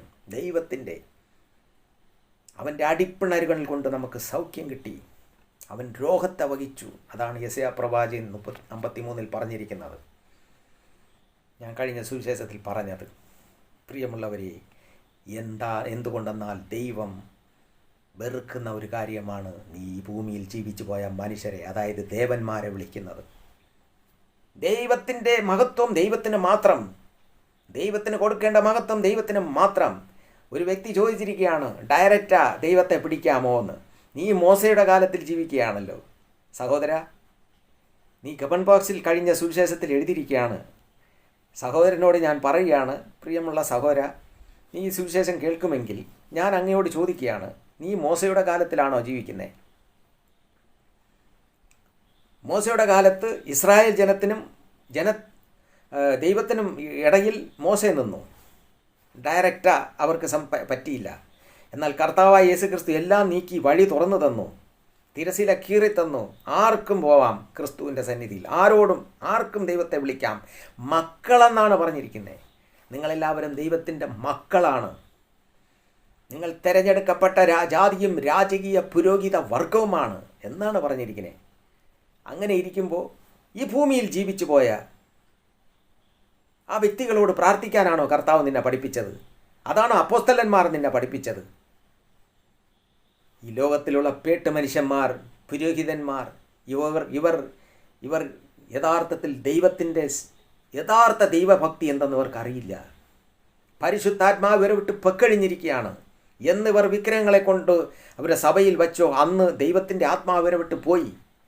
ഇപ്പോൾ ദൈവത്തിൻ്റെ ആത്മാവ് അവിടെ ഇല്ല. വിജാതികൾ ചെയ്യും പോലെ ഇവർ ഇന്ന് വിഗ്രഹാരാധനയ്ക്ക് മുമ്പന്മാരായിരിക്കുന്നു. അവരെ പുറം തള്ളിക്കൊണ്ടാണ് ഇപ്പോൾ ഇവർ നിൽക്കുന്നത്. മറിയയുടെ വിഗ്രഹം ഉണ്ടാക്കി വെച്ച്, യേശുക്രിസ്തുവിൻ്റെ വിഗ്രഹം ഉണ്ടാക്കി വെച്ച്, അപ്പോസ്തലന്മാരുടെ വിഗ്രഹം ഉണ്ടാക്കി വെച്ച്, അവരുടെ മേൽ അവരോട് പ്രാർത്ഥിച്ച്, അവരെ തൊഴുത് ഇപ്പോൾ അവരെ തോൽപ്പിച്ചുകൊണ്ടിരിക്കുകയാണ് ഇവർ ക്രിസ്ത്യാനികൾ, പുരോഹിതന്മാർ. ഇവർ ആരെന്നറിയാമോ? ബാൽ എന്ന് പറയുന്ന ബിലയാമിൻ്റെ ഉപദേശത്തിൽപ്പെട്ടവരാണിവർ. ബിലയാമിൻ്റെ ഉപദേശത്തിൽപ്പെട്ടവർ, പ്രിയമുള്ളവരെ, ബിലയാമിൻ്റെ ഉപദേശത്തിൽ. ഏതൊരു വ്യക്തി വിഗ്രഹത്തെ ആരാധിക്കുന്നുവോ, വിഗ്രഹത്തെ സേവിക്കുന്നുവോ, അവൻ ഈ ഭൂമിയിൽ മനസ്സിലാക്കിയ ദേവേദ പുസ്തകത്തിൻ്റെ അടിസ്ഥാനത്തിൽ ഞാൻ നിങ്ങൾക്ക് പറഞ്ഞു തരുന്നു, ബിലയാമിൻ്റെ ഉപദേശം. വെളിപ്പാട് പുസ്തകത്തിൽ പോലും കർത്താവ് പറയുകയാണ്, ബിലയാമിൻ്റെ ഉപദേശം. വിഗ്രഹങ്ങളെ ആരാധിക്കുക, മരിച്ചവരോട് പ്രാർത്ഥിക്കുക, വിചാരം ചെയ്യുക. ഇത് തന്നെയാണ് ബിലയാമിൻ്റെ ഉപദേശം. ആ ബിലയാമിൻ്റെ ഉപദേശത്തിൽ കഴിയുന്നവരാണ് ഇവർ. ഞാൻ കഴിഞ്ഞ ആ സുവിശേഷത്തിൽ ഞാൻ വ്യക്തമായി അത് പറഞ്ഞു തന്നിരിക്കുകയാണ്. വ്യക്തമായി പുരോഹിതന്മാർ, ഇന്നും മാനസാന്തരപ്പെടാതെ കിടക്കുന്ന പുരോഹിതന്മാർ, അന്ന് കർത്താവായ യേശു ക്രിസ്തുവിൽ വിശ്വസിക്കുന്ന അനേകർ വിശ്വസിച്ചുകൊണ്ടിരുന്നപ്പോൾ ഇവർ സഭയിൽ നിന്ന് പോകുമെന്ന് പറഞ്ഞിട്ട് സഭയിലേക്ക് ഇതിനെ കൊണ്ടുവന്ന് അങ്ങ് ആരാധിക്കാൻ തുടങ്ങി. അന്നാണ് വഴക്കുണ്ടായത് സഭയിൽ. അത് ഞാൻ നിങ്ങൾക്കിതാ കാണിച്ചു തരുന്നു, നിങ്ങളത് വായിക്കുക. സ്തോത്രം. 1 കൊരിന്ത്യർ 1-ാമത്തെ അധ്യായം. പ്രിയമുള്ള സഹോദരങ്ങളെ, 1 കൊരിന്ത്യർ 1-ാമത്തെ അധ്യായം. ഇതാ അതിൽ 11-ാമത്തെ വാക്യം. ഈ കൊരിന്ത്യ ലേഖനം വെറും കൊരിന്ത്യർക്ക് മാത്രമുള്ളതല്ല, ലോകത്തിലുള്ള സകല ക്രിസ്തുവിൽ വിശ്വസിക്കുന്നവർക്കുമുള്ള വിശുദ്ധന്മാർക്ക് വേണ്ടി എഴുതിയിരിക്കുന്നതാണ്. ഇതിൽ മുഖവരിയായത് പറഞ്ഞിട്ടുണ്ട്. ഇതാ അതും വേണമെങ്കിൽ ഞാൻ നിങ്ങൾക്കത് വായിച്ച് കേൾപ്പിക്കാം. ഇന്ന് വചനം വായിക്കാൻ നിങ്ങൾക്ക് സമയമില്ല എൻ്റെ സഹോദരങ്ങളെ, വചനം വായിക്കാൻ നിങ്ങൾക്ക് സമയമില്ല. ഏതെങ്കിലും ഒരു പുരോഹിതൻ പറയും, അത് നിങ്ങൾ കേട്ടുകൊണ്ട് പോവുകയാണ്. അമ്മ എന്ന് പറയുമ്പോൾ അമ്മയുടെ സ്നേഹത്തിൽ, അമ്മയുടെ ഭക്തിയിൽ നിങ്ങൾ അലിഞ്ഞു പോവുകയാണ്. അവർ അമ്മയെ വിട്ട് ഞങ്ങൾക്കൊരു പരിപാടിയും ഇല്ല എന്ന് പറയുമ്പോൾ നിങ്ങൾ അലിഞ്ഞു പോവുകയാണ്. എന്നാൽ സാത്താനാണ് അവരിൽ കൂടെ പറയുന്നതെന്ന് നിങ്ങൾക്ക് തിരിച്ചറിയാൻ പറ്റുന്നില്ല. അവരിൽ കൂടെ വരുന്ന ആത്മാവ് ദുഷ്ടാത്മാവാണ്. ആ ദുഷ്ടാത്മാവാണ് പറയുന്നത്, അമ്മയെ നീ വിളി. പരിശുദ്ധാത്മാവല്ല. പരിശുദ്ധാത്മാവ് എന്നേ അവരെ വിട്ടുപോയി. എന്നവ സഭയിൽ വിഗ്രഹത്തെ കൊണ്ട് വച്ചോ അന്നേ പോയി പരിശുദ്ധാത്മാവ് ടാറ്റാ പറഞ്ഞ് പൊക്കഴിഞ്ഞു. അവിടെ നിൽക്കുന്നത് ഭൂതമാണ്. കർത്താവായ യേശു ക്രിസ്തുവിൻ്റെ ആ ക്രൂസിനെ ഉണ്ടാക്കി വച്ചിരിക്കുന്നതും അതിൻ്റെ ചുവട്ടിൽ നിൽക്കുന്നതും ദൈവത്തിൻ്റെ ആത്മാവല്ല, ഭൂതമാണ്, ദുഷ്ടാത്മാവാണ്. നീ മനസ്സിലാക്കുക ജനമേ, മനസ്സിലാക്കുക. സ്തോത്രം. മനസ്സിലാക്കിയാൽ നിങ്ങൾ ജീവിക്കും. ഇതാ ഞാനിത് വായിച്ച് കേൾപ്പിക്കുന്നു. സഹോദരന്മാരെ, നിങ്ങളുടെ ഇടയിൽ പിണക്കം ഉണ്ടെന്ന് ക്ലോവയുടെ ആളുകളാൽ എനിക്ക് അറിവ് കിട്ടിയിരിക്കുന്നു. നിങ്ങളിൽ ഓരോരുത്തൻ, ഞാൻ പൗലോസിൻ്റെ പക്ഷക്കാരൻ, ഞാൻ അപ്പൊല്ലോസിൻ്റെ പക്ഷക്കാരൻ, ഞാൻ കേഫാവിൻ്റെ പക്ഷക്കാരൻ, ഞാൻ ക്രിസ്തുവിൻ്റെ പക്ഷക്കാരൻ എന്നിങ്ങനെ പറയുന്നുപോൽ ക്രിസ്തു വിഭാഗിക്കപ്പെട്ടിരിക്കുന്നുവോ? പൗലോസ് നിങ്ങൾക്ക് വേണ്ടി ക്രൂശിക്കപ്പെട്ടുവോ? അല്ല, പൗലോസിൻ്റെ നാമത്തിൽ നിങ്ങൾ സ്നാനം ഏറ്റുവോ? എൻ്റെ നാമത്തിൽ ഞാൻ സ്നാനം കഴിപ്പിച്ചു എന്ന് ആരും പറയാതെ വണ്ണം ക്രിസ്പോസിനെയും കയോസിനെയും ഒഴികെ നിങ്ങളിൽ ആരെയും ഞാൻ സ്നാനം കഴിപ്പിക്കാകയാൽ ഞാൻ ദൈവത്തിന് സ്തോത്രം ചെയ്യുന്നു. അപ്പോൾ ഇവിടെ പറഞ്ഞിരിക്കുന്നതെന്നറിയാമോ? ഒരുത്തൻ പറഞ്ഞു എന്ന് ഈ സുവിശേഷം ഇതെഴുതുന്നത് പരിശുദ്ധാത്മാവ് അന്ന് ഏകദേശം കർത്താവായ യേശു ക്രിസ്തു കാൽവരി ക്രൂസിൽ മരിച്ചടക്കപ്പെട്ട് ഉയർത്തെഴുന്നേറ്റ് പൊക്കഴിഞ്ഞ് അപ്പോസ്തലന്മാരുടെ പ്രവൃത്തി നടന്നുകൊണ്ടിരുന്നപ്പോൾ അവരുടെ ഇടയിൽ എഴുന്നേൽപ്പിച്ച അപ്പോസ്തലനായ പൗലോസ്, ആ അപ്പോസ്തലനായ പൗലോസിൽ കൂടെ പ്രവർത്തിക്കുന്ന പരിശുദ്ധാത്മാവിൻ്റെ പ്രവൃത്തിയാണത്. ഒരാൾ പറഞ്ഞു പൗലോസിൻ്റെ പക്ഷക്കാരൻ, ഒരാൾ പറഞ്ഞു പത്രോസിൻ്റെ പക്ഷക്കാരൻ, ഒരാൾ പറയുന്നു ഫിലിപ്പോസിൻ്റെ പക്ഷക്കാരൻ. ഇങ്ങനെ ഓരോരുത്തർ ഒരാൾ പറയുന്നു ക്രിസ്തുവിൻ്റെ പക്ഷക്കാരൻ. ഇങ്ങനെ അന്നേ പ്രശ്നമുണ്ടായി എന്ന് അന്ന് പരിശുദ്ധാത്മാവ് രേഖപ്പെടുത്തിയിരിക്കുകയാണ്, അന്നേ പ്രശ്നമുണ്ടായി. എന്നാൽ പൗലോസിൻ്റെ ഉപദേശം കേട്ട് പൗലോസിൻ്റെ ഉപദേശത്തിൻ്റെ അടിസ്ഥാനത്തിൽ നിന്നവർ എല്ലാവരും ആ സഭ ദൈവത്തിൻ്റെ കൃപയാൽ വളർന്നുകൊണ്ടേയിരിക്കുന്നു. അതിനെതിരെ ഒരു പാതാള ഗോപുരവും ജയിക്കത്തില്ല. എത്ര തന്നെ ആ സഭയെ ഉദ്ധരിക്കാൻ നോക്കിയാലും നീ വേദപുസ്തകത്തിൽ ഞാൻ കഴിഞ്ഞ ഇപ്പോൾ നിങ്ങളത് അറിഞ്ഞു കാണും.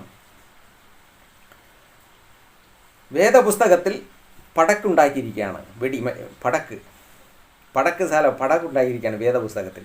നീ വേദപുസ്തകം കീറി പടക്കുണ്ടാക്കിയാലും ശരി, നീ ഈ ക്രിസ്തീയ വിശ്വാസത്തിൽ ജീവിക്കുന്നവരെ കൊന്നാലും ശരി, അവരെ നീ തലവെട്ടിയാലും ശരി, അവരെ ഉപദ്രവിച്ചാലും ശരി, എത്ര ഉപദ്രവിക്കുന്നുവോ എത്ര കൊല്ലുന്നുവോ അതിന് ഇരട്ടിയായി ക്രിസ്തുവിൻ്റെ മക്കൾ വളർന്നുകൊണ്ടേയിരിക്കും. ക്രിസ്തുവിൻ്റെ മക്കൾ വളർന്നുകൊണ്ടേയിരിക്കും. ദൈവരാജ്യം വളർന്നുകൊണ്ടേയിരിക്കും. സ്തോത്രം, ഹല്ലേലൂയ, ഹല്ലേലൂയ, ദൈവത്തിന് സ്തോത്രം. ദൈവത്തിൻ്റെ രാജ്യം വളർന്നുകൊണ്ടേയിരിക്കും. പ്രിയ സഹോദരങ്ങളെ, ദൈവത്തിൻ്റെ രാജ്യം വളർന്നുകൊണ്ടേയിരിക്കും. എത്ര പേരെ നീ കൊല്ലുന്നുവോ, എത്ര പേരെ നീ ഉപദ്രവിക്കുന്നുവോ, നീ ബൈബിളെ കീറിയാലും ശരി, എന്ത് തന്നെ കീറിയാലും ശരി, ദൈവത്തിൻ്റെ രാജ്യം വളർന്നുകൊണ്ടേയിരിക്കും. അതാണ് കർത്താവ് പറഞ്ഞത്, ഞാൻ ഈ പാറമേൽ എൻ്റെ സഭയെ പണിയും, പാതാള ഗോപുരങ്ങൾ അതിനെ ജയിക്കുകയില്ല. തോൽപ്പിക്കാൻ പറ്റത്തില്ല. ദൈവത്തിൻ്റെ ശക്തിയാണ്, ദൈവമാണ് ഈ ലോകത്തെ പ്രപഞ്ചത്തെ സൃഷ്ടിച്ച ദൈവത്തിൻ്റെ പ്രവൃത്തിയാണ്. അതിനെ തടയാൻ ആരെക്കൊണ്ടും പറ്റത്തില്ല. മനുഷ്യരുടെ രക്ഷയ്ക്കായി നൽകപ്പെട്ട ഒരേ ഒരു നാമമുണ്ടെങ്കിൽ യേശു ക്രിസ്തു എന്ന നാമം. നീ ബൈബിളെ കീറിയാലും ശരി, ക്രിസ്തീയ വിശ്വാസത്തിൽപ്പെട്ടവരെ കൊന്നാലും ശരി, പ്രിയമുള്ളവരെ, നിന്നെ കർത്താവ് സ്നേഹിക്കുന്നു. അതാണ് ക്രിസ്തീയ സ്നേഹം. സ്തോത്രം, ഹല്ലേലൂയ. അതാണ് ക്രിസ്തുവിൻ്റെ സ്നേഹം. അത് തന്നെയാണ് അപ്പോസ്തലനായ പൗലോസ് തിരുവചനത്തിൽ കാണുവാൻ സാധിക്കും. യേശു ക്രിസ്തുവിൽ വിശ്വസിച്ചവരെ കൊന്നവനും കൊല്ലാൻ കൂട്ടുനിന്നവനുമാണ് ആ അപ്പോസ്തലനായ പൗലോസാണ്. ഈ തിരുവചനത്തിൽ കൂടെ എഴുതിയിരിക്കുന്ന കാര്യങ്ങൾ പരിശുദ്ധാത്മാവ് എത്രമാത്രം അപ്പോസ്തലനായ പൗലോസിനെ എടുത്തു ഉപയോഗിക്കുന്നുവെന്ന് നമുക്ക് മനസ്സിലാക്കുവാൻ സാധിക്കും. കൊന്നവരെല്ലാം ക്രിസ്തുവിൻ്റെ സാക്ഷിയായി തീർന്നു. ക്രിസ്ത്യാനികളെ ഉപദ്രവിച്ചവരെല്ലാം ക്രിസ്തുവിൻ്റെ സാക്ഷിയായി തീരണം. കാരണം അതാണ് ദൈവത്തിൻ്റെ നിയമം. ആരെയും ഉപദ്രവിക്കാൻ പറഞ്ഞിട്ടില്ല. നീ കൊന്നാൽ അവർ ചാവും, ശരി തന്നെ. എന്നാൽ അടുത്തത് ഈ കൊന്നവനും ക്രിസ്തുവിൻ്റെ പാദത്തിൽ മുട്ടുമടക്കും. അതാണ് ക്രിസ്തീയ സുവിശേഷമെന്ന് പറയുന്നത്. സ്തോത്രം, ഹല്ലേലൂയ. എത്രമാത്രം മഹത്വം ഇത് കർത്താവ് പറയുമ്പോൾ തന്നെ, ഇത് കർത്താവിൻ്റെ വചനം പറയുമ്പോൾ തന്നെ അത് എത്രമാത്രം മഹത്വമേറിയതെന്ന് മനസ്സിലാക്കണം. സ്തോത്രം, ഹല്ലേലൂയ, ഹല്ലേലൂയ. ദൈവത്തിന് മഹത്വമുണ്ടാകട്ടെ. പ്രിയമുള്ള സഹോദരങ്ങളെ, അപ്പോൾ ഇവിടെ തന്നെ പറഞ്ഞു, എന്താണ്? ഒരുത്തൻ പറയുന്നു അപ്പോസ്തലനായ പൗലോസിൻ്റെ കൂടെ ഉള്ളവൻ, ഞാൻ അവൻ്റെ സഭയിലുള്ളവൻ. വേറൊരുത്തൻ പറയുന്നു ഞാൻ അവൻ്റെ സഭയിൽ. അങ്ങനെ അന്ന് സഭ പിരിഞ്ഞു. അതിൽ പെട്ടതാണ് ഈ പത്രോസിൻ്റെ കൂട്ടത്തിൽ നിന്ന് പറഞ്ഞവർ, കേഫാവിൻ്റെ കൂട്ടത്തിൽ നിന്ന് പറഞ്ഞവർ. അതായത് അവർ സഭയിൽ വിഗ്രഹങ്ങളെ കൊണ്ടുവച്ചു. അന്നത്തെ പുരോഹിതന്മാർ വിഗ്രഹങ്ങളെ സഭയിൽ അനുവദിച്ചു. അവരാണ് മറിയയെ കൊണ്ടുവന്നത്. അവരിൽ കൂടെ പ്രവർത്തിച്ചത് സാത്താനാണ് ഇവരെ കൊണ്ടത് ചെയ്യിച്ചത്. സ്തോത്രം. ആ വിഗ്രഹം ഇരിക്കുന്ന സ്ഥലത്ത് ദൈവത്തിൻ്റെ ആത്മാവില്ല. അത് നാം മനസ്സിലാക്കണം. സ്തോത്രം. പ്രിയമുള്ളവരെ, അപ്പോൾ ഇവിടെ നാം വീണ്ടും പറയുകയാണ്, ഈ വിഗ്രഹങ്ങളെ ആരാധിക്കുന്നത് ബിലെയാമിൻ്റെ ഉപദേശമാണ്. ഏലിയാവിൻ്റെ കാലത്ത് ഏലിയാവിനെ കൊല്ലാൻ വേണ്ടി യെസബേൽ ആളയച്ചു. ഒരുപാട് പുരോഹിതന്മാരെ കൊന്നുകളഞ്ഞു. അപ്പോൾ ഏലിയാവ് ദൈവത്തോട് നിലവിളിച്ചു, കർത്താവേ, എന്നെയും കൊല്ലുവാൻ നോക്കുന്നു, ഒരുപാട് പേരെ കൊന്നുകളഞ്ഞു. പിന്നും കർത്താവ് ചോദിച്ചു, ഏലിയാവേ, നീ എവിടെയാണ്? നീ ഇവിടെ എന്ത് ചെയ്യുന്നു? അവൻ വീണ്ടും പറയുകയാണ്, കർത്താവേ, പുരോഹിതന്മാരെ കൊന്നുകളഞ്ഞു, എന്നെയും കൊല്ലാൻ നോക്കുന്നു. അപ്പോഴാണ് കർത്താവ് പറഞ്ഞത്, നിനക്ക് പകരം എലിശയെ അഭിഷേകം ചെയ്. നീ പോയി ഇന്ന യേഹൂവിനെ ഇന്ന 2 രാജാക്കന്മാരെ നീ അഭിഷേകം ചെയ് എന്ന് പറഞ്ഞ് ഏലിയാവിനെ പരമേൽപ്പിക്കുന്നത് നിങ്ങൾക്കത് കാണുവാൻ സാധിക്കും. എടുത്ത് വായിക്കുക 1 രാജാക്കന്മാർ 19 അധ്യായത്തിൽ അത് നിങ്ങൾക്കത് കാണുവാൻ സാധിക്കും. കർത്താവ് പറയുകയാണ് 18 വാക്യം 1 രാജാക്കന്മാർ 19:18. ബാലിന് മുട്ടുമടക്കാത്ത 7000 പേരെ ഞാൻ എനിക്ക് വേണ്ടി വേർതിരിച്ചു വച്ചിരിക്കുകയാണ്. ബാലിന്, അതായത് വിഗ്രഹത്തിന് മുട്ടുമടക്കാത്ത, ആ വിചാരത്തിന് ചെയ്യാത്ത, വെളിച്ചപ്പാടിനെ വിളിക്കാത്ത, വിഗ്രഹാരാധികളായി കഴിയുന്ന ജനങ്ങളുടെ നടുവേ ഞാൻ 7000 പേരെ എനിക്കായി വേർതിരിച്ചു വച്ചിരിക്കുന്നു. നീ പേടിക്കണ്ട. അതുപോലെ തന്നെയാണ് പ്രിയമുള്ളവരെ ഈ ഭൂമിയിൽ ഇന്നത്തെ തലമുറയിലും ഞാൻ നിങ്ങളോട് പറയുന്നു. നീ വിഗ്രഹങ്ങളെ ആരാധിച്ചുകൊണ്ട്, മറയെ വിളിച്ചുകൊണ്ട്, ഈ ഭൂമിയിൽ ജീവിച്ച അപ്പോസ്തലന്മാരെ വിളിച്ചുകൊണ്ട് വിഗ്രഹത്തിൻ്റെ മുന്നിൽ മുട്ടുമടക്കി ബാലിൻ്റെ പുരോഹിതന്മാർ പറയുന്നത് പോലെ നീ കേട്ടനുസരിച്ച് ജീവിക്കുന്നുവെങ്കിൽ ഇതാ കർത്താവ് നിന്നോട് സംസാരിക്കുന്നു. ദൈവം തൻ്റെ മക്കളെ വേർതിരിച്ചു വച്ചിരിക്കുന്നു. ഇതിനൊന്നും മുട്ടുമടക്കാത്ത, ഇതിൽ മുട്ടുമടക്കാത്ത ഒരു കൂട്ടം ജനത്തെ കർത്താവ് തനിക്കായി ഇന്നും വേർതിരിച്ചു വച്ചിരിക്കുന്നു. സ്തോത്രം. അതാണ് ദൈവത്തിൻ്റെ പ്രവൃത്തി. കർത്താവ് വിളിക്കാൻ വരുന്നത് ഇവരെയാണ് ചേർക്കാൻ വരുന്നത്. അല്ലാതെ ഈ വിഗ്രഹങ്ങളെ ആരാധിച്ചുകൊണ്ട് കിടക്കുന്നവർക്ക് അല്ല വിളിക്കാൻ വരുന്നത്. ഇതിനൊന്നും അശുദ്ധിയാകാതെ വിശുദ്ധിയോടെ ഭക്തിയോടെ ജീവിച്ച് ഭൂമിയിൽ ജീവിക്കുന്നവർ രൂപാന്തരപ്പെട്ടു പോകും. മരിച്ചു ഈ ലോകത്തിൽ നിദ്ര പ്രാപിക്കുന്നവർ അന്ന് ഉയർത്തെഴുന്നേറ്റ് വരും ക്രിസ്തുവിൻ്റെ വരവിങ്കൽ എന്നാണ് തെസ്സലോനിക്ക ലേഖനത്തിൽ 4 അധ്യായത്തിൽ അപ്പോസ്തലനായ പൗലോസ് ഓർമ്മപ്പെടുത്തുന്നു. പ്രിയമുള്ളവരെ, അത് തന്നെയാണ് ഈ സുവിശേഷം, ക്രിസ്തുവിൻ്റെ സുവിശേഷം. സ്തോത്രം. അന്ന് 7000 പേരെ കർത്താവ് ഏലിയാവിൻ്റെ കാലത്ത് തനിക്കായി വേർതിരിച്ചു വച്ചിരുന്നു. മുട്ടുമടക്കാത്ത, വിഗ്രഹങ്ങൾക്ക് മുട്ടുമടക്കാത്തവരെ. ഇന്നും ഒരു കൂട്ടം ജനത്തെ കർത്താവ് വേർതിരിച്ചു വച്ചിരിക്കുകയാണ്. ഈ ഭൂമിയിൽ വേർതിരിച്ചു വച്ചിരിക്കുകയാണ്. സ്തോത്രം. എന്നാൽ ഇവർ മത്സരിക്കുന്ന ഹൃദയമുള്ളവരാണ്, മത്സരികളാണ്. ഇവർ കഠിന ഹൃദയമാണ്. കാരണം ദൈവം ഇവരെ അങ്ങ് വിട്ടിരിക്കുകയാണ്. ഇവർ എത്ര ഉപദേശം കേട്ടാലും തിരുന്തത്തില്ല എന്ന് പറഞ്ഞുകൊണ്ട് അവരെ വിട്ടിരിക്കുകയാണ്. നിങ്ങൾക്കിത് മനസ്സിലാക്കണമെങ്കിൽ വെളിപ്പാട് പുസ്തകത്തിലേക്ക് കടന്നു ചെല്ലുക. വെളിപ്പാട് പുസ്തകത്തിൽ ഒരു ഭാഗത്തിൽ വ്യക്തമായി ഇതിനെക്കുറിച്ച് രേഖപ്പെടുത്തിയിരിക്കുന്നു. വെളിപ്പാട് പുസ്തകം 9 അധ്യായം 18 മുതൽ 21 അടുത്ത് വായിച്ചു നോക്കുക. വലിയ ബാധ ഈ ഭൂമിയിൽ വരാൻ പോകുന്നു. വലിയ നാശനഷ്ടം വരാൻ പോകുന്നു. വലിയ അതായത് ഒരുപാട് പേർ, മൂന്നിൽ 2 പങ്ക് അന്ന് മരിച്ചു പോകും. ഈ ഭൂമിയിൽ നിന്ന് അവരെ കൊന്നുകളയും. വെളിപ്പാട് പുസ്തകം 9 അധ്യായം 18 മുതൽ 21 വരെയുള്ള വാക്യം ഇതാ എടുത്ത് വായിച്ചു കൊള്ളുക. 1/3 മരിച്ചുപോയി. 18 മുതൽ. അന്ന് തീ, പുക, കന്തകം എന്നീ 3 ബാധയാൽ മനുഷ്യരിൽ 1/3 മരിച്ചുപോയി. കുതിരകളുമായി ശക്തി വായിലും. അങ്ങനെ നിങ്ങൾ വായിക്കുക അടുത്ത്. എന്നാൽ അവിടെ പറഞ്ഞിരിക്കുന്നത് എന്തെന്നറിയാമോ?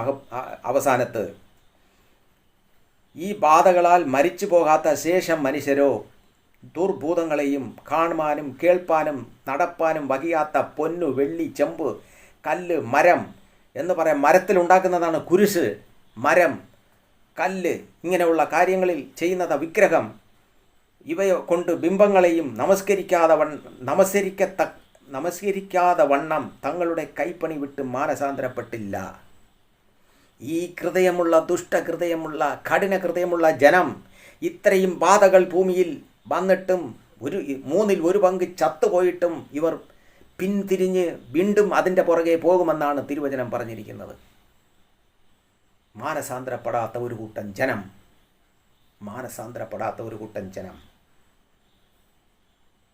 സ്തോത്രം.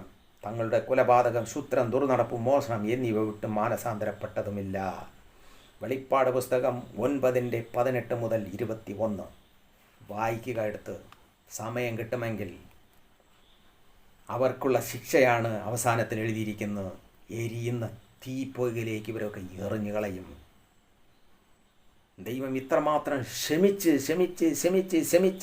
ഉപദേശകരെ അയച്ച്, പ്രവാചകന്മാരെ അയച്ച്, അപ്പോസ്തലന്മാരെ അയച്ച് ഇവരെ ഉപദേശിച്ചു കൊണ്ടിരിക്കുകയാണ്. ഇതാ ഞാനും ദൈവം എന്നെ ഉപയോഗിച്ച് ഇതാ ഉപദേശിച്ചു കൊണ്ടിരിക്കുകയാണ്. എങ്ങനെയെങ്കിലും ഇവർ മാനസാന്തരപ്പെടട്ടെ, ഇവർ സത്യദൈവത്തെ, ഏക സത്യദൈവത്തെ വിശ്വസിക്കട്ടെ എന്ന് പറഞ്ഞുകൊണ്ട് ദൈവം ഇവരെ ഉപദേശിച്ചു കൊണ്ടിരിക്കുകയാണ്. എന്നാൽ ഇവർ തിരുന്തത്തില്ല എന്ന് തീരുമാനമെടുത്താൽ ദൈവം എന്ത് ചെയ്യും?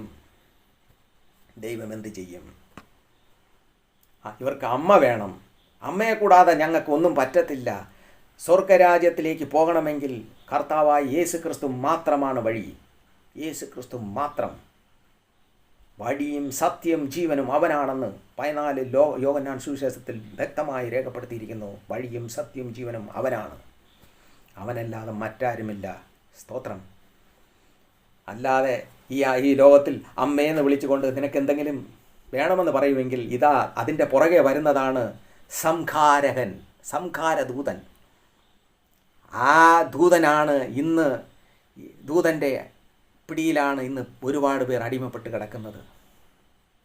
യഥാർത്ഥത്തിൽ ക്രിസ്തുവിൻ്റെ സ്നേഹം, ക്രിസ്തുവിൻ്റെ കാൽവരി ക്രൂസിൽ തന്ന സന്തോഷവും സമാധാനവും സുഖവും അനുഭവിക്കാൻ ഇവരെ കൊണ്ട് പറ്റുന്നില്ല. ഞാൻ വീണ്ടും പറയുകയാണ്, ഞാൻ വിശ്വാസത്തിൽ വന്നത് രോഗിയായിട്ടാണ്.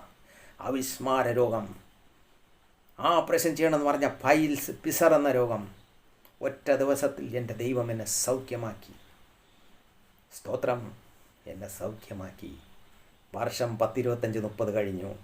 ഇന്നും ഞാൻ ദൈവത്തിൻ്റെ ശക്തിയിലും കൃപയിലും ജീവിക്കുന്നു. സ്തോത്രം. ഹല്ലേലൂയ. സ്തോത്രം.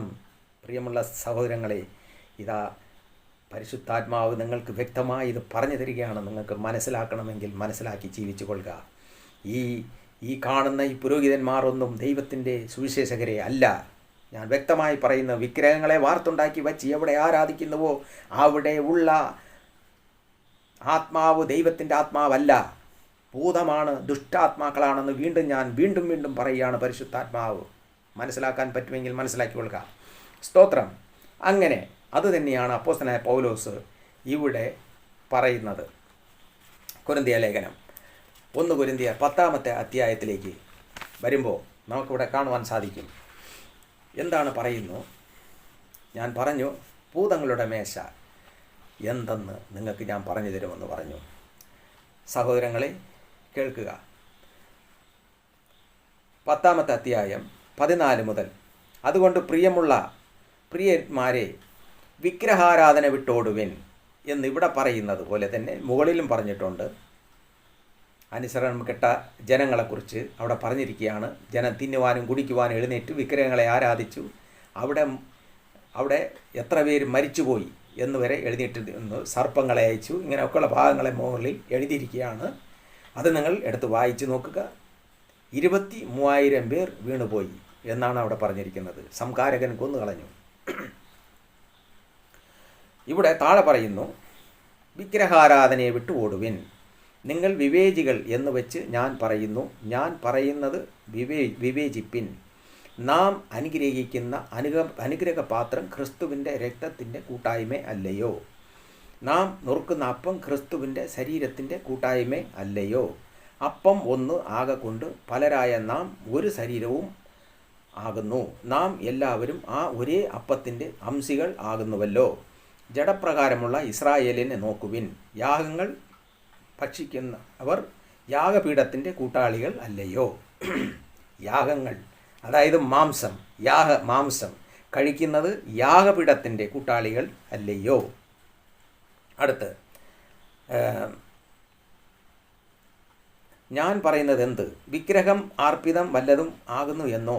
വിഗ്രഹം വല്ലതും ആകുന്നു എന്നോ അല്ല. ജാതികൾ ബലി കഴിക്കുന്നത് ദൈവത്തിനല്ല, ഭൂതങ്ങൾക്ക് കഴിക്കുന്നു എന്നത്രേ. ജാതികൾ ബലി കഴിക്കുന്നത് ദൈവത്തിനല്ല, ഭൂതങ്ങൾക്കാണ്. അടുത്ത്, എന്നാൽ നിങ്ങൾ ഭൂതങ്ങളുടെ കൂട്ടാളികളാകുവാൻ എനിക്ക് മനസ്സില്ല. സ്തോത്രം.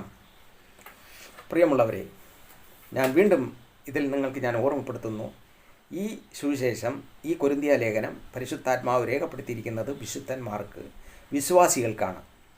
ക്രിസ്തുവിൽ വിശ്വസിക്കുന്നവർക്കുള്ളതാണിത്. യേശു ക്രിസ്തുവിൽ വിശ്വസിക്കുന്നുള്ളവർക്കാണ്. ഏതൊരു വ്യക്തി കർത്താവിൻ്റെ മേശയിൽ പങ്കെടുക്കുമ്പോൾ, അതായത് വിഗ്രഹങ്ങളില്ലാത്ത സഭ എവിടെയോ അവിടെയാണ് ഞാനിതാ നിങ്ങൾക്ക് പറഞ്ഞു തരുന്നു. വിഗ്രഹങ്ങളില്ലാത്ത സഭ, അവിടെയാണ് ദൈവത്തിൻ്റെ ആത്മാവ്. അവിടെ നുറുക്കുന്ന അപ്പം ക്രിസ്തുവിൻ്റെ ശരീരമാണ്. ക്രിസ്തുവിൻ്റെ ശരീരം. ആ ശരീരത്തിന് എതിരായി നിങ്ങൾ പാപം ചെയ്യരുത്. ഏതൊരു വ്യക്തി തിരുമേശയിൽ പങ്കെടുക്കുമോ ആ വ്യക്തി ശരീരത്തെ വിവേചിച്ചറിയണം. അപ്പോസ്തലൻ പൗലോസ് ഇത് വ്യക്തമായി നിങ്ങൾക്കിത് പറഞ്ഞു തരുന്നു. പരിശുദ്ധാത്മാവ് 11-ാമത്തെ അധ്യായത്തിൽ അതിനെക്കുറിച്ച് പറയുകയാണ്. അതുകൊണ്ട് അയോഗ്യമായ അപ്പം തിന്നുകയോ കർത്താവിൻ്റെ പാനപാത്രം കുടിക്കുകയോ ചെയ്യുന്നവൻ എല്ലാം കർത്താവിൻ്റെ ശരീരവും രക്തവും സംബന്ധിച്ച് കുറ്റക്കാരൻ ആകുന്നു. മനുഷ്യൻ തന്നെത്താൻ ശോധന ചെയ്തിട്ട് വേണം ഈ അപ്പം തിന്നുകയും പാനപാത്രത്തിൽ നിന്ന് കുടിക്കുകയും ചെയ്യുവാൻ. തിന്നുകയും കുടിക്കുകയും ചെയ്യുന്നവൻ ശരീരത്തെ വിവേചിക്കാഞ്ഞാൽ തനിക്ക് ശിക്ഷാവിധി തിന്നുകയും കുടിക്കുകയും ചെയ്യുന്നു. ഇത് ഹേതുവായി നിങ്ങളിൽ പലരും ബലഹീനരും രോഗികളും ആകുന്നു, അനേകർ നിദ്ര കൊള്ളുന്നു. പ്രിയമുള്ളവരെ, ഇത് വലിയ അപകടം പിടിച്ചതാണ് എന്ന് നിങ്ങൾ മനസ്സിലാക്കണം. തോന്നിയവാസം ജീവിച്ച് ഈ ലോകത്തിൽ കാണുന്ന പോക്കിരിത്തനമെല്ലാം ചെയ്ത് ദുഷ്ടതയും വഞ്ചനയും ഹൃദയത്തിൽ കൊണ്ടു നടന്ന് മാനസാന്തരമില്ലാതെ നീ ഈ മേശയിൽ നിന്ന് പങ്കെടുക്കുമെങ്കിൽ നീ ശിക്ഷാവിധി തിന്നുകയാണ്, രോഗിയായിത്തീരും, മരണം വരെ സംഭവിക്കും എന്ന് കർത്താവ് തിരുവചനത്തിൽ പറഞ്ഞിരിക്കുന്നു.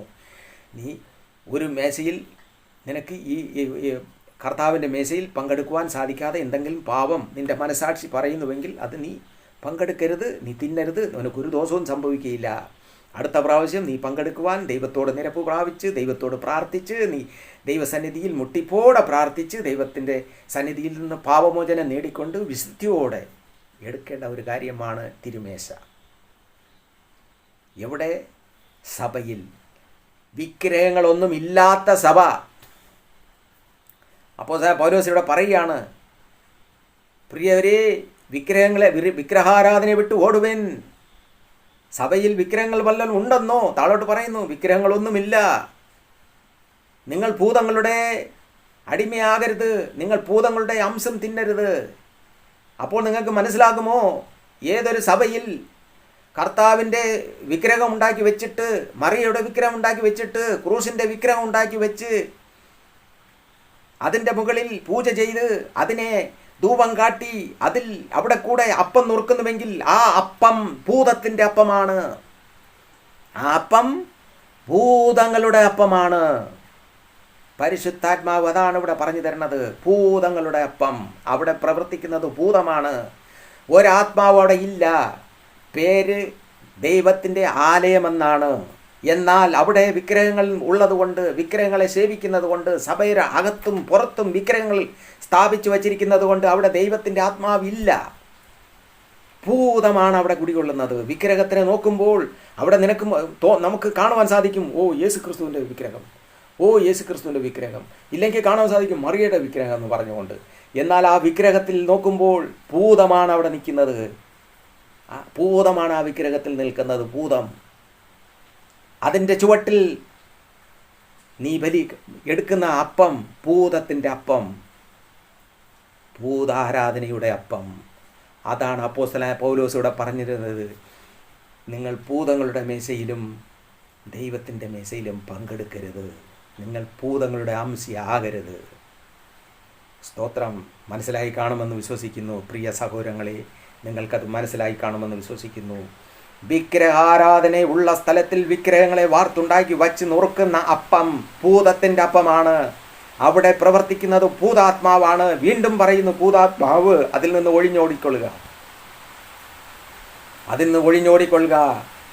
വിഗ്രഹങ്ങളൊന്നുമില്ലാത്ത സഭ എവിടെ ഉണ്ടോ, നിങ്ങൾക്ക് എവിടെ കിട്ടുമോ അവിടെ പോയി ദൈവത്തെ ആരാധിക്കുക. കർത്താവായ യേശു ക്രിസ്തുവിൽ കൂടെ അല്ലാതെ മനുഷ്യന് രക്ഷയില്ല. യേശു ക്രിസ്തു മാത്രമാണ് രക്ഷകൻ. അതാണ് അപ്പോസ്തലനായ പൗലോസിൽ കൂടെ പരിശുദ്ധാത്മാവിടെ രേഖപ്പെടുത്തിയിരിക്കുന്നത്. എന്താണെന്നറിയാമോ? ജാതികൾ ബലി കഴിക്കുന്നത് ദൈവത്തിനല്ല, ഭൂതങ്ങൾക്ക് കഴിക്കുന്നു എന്നത്രേ. എന്നാൽ നിങ്ങൾ ഭൂതങ്ങളുടെ കൂട്ടാളികളാകുവാൻ എനിക്ക് മനസ്സില്ല.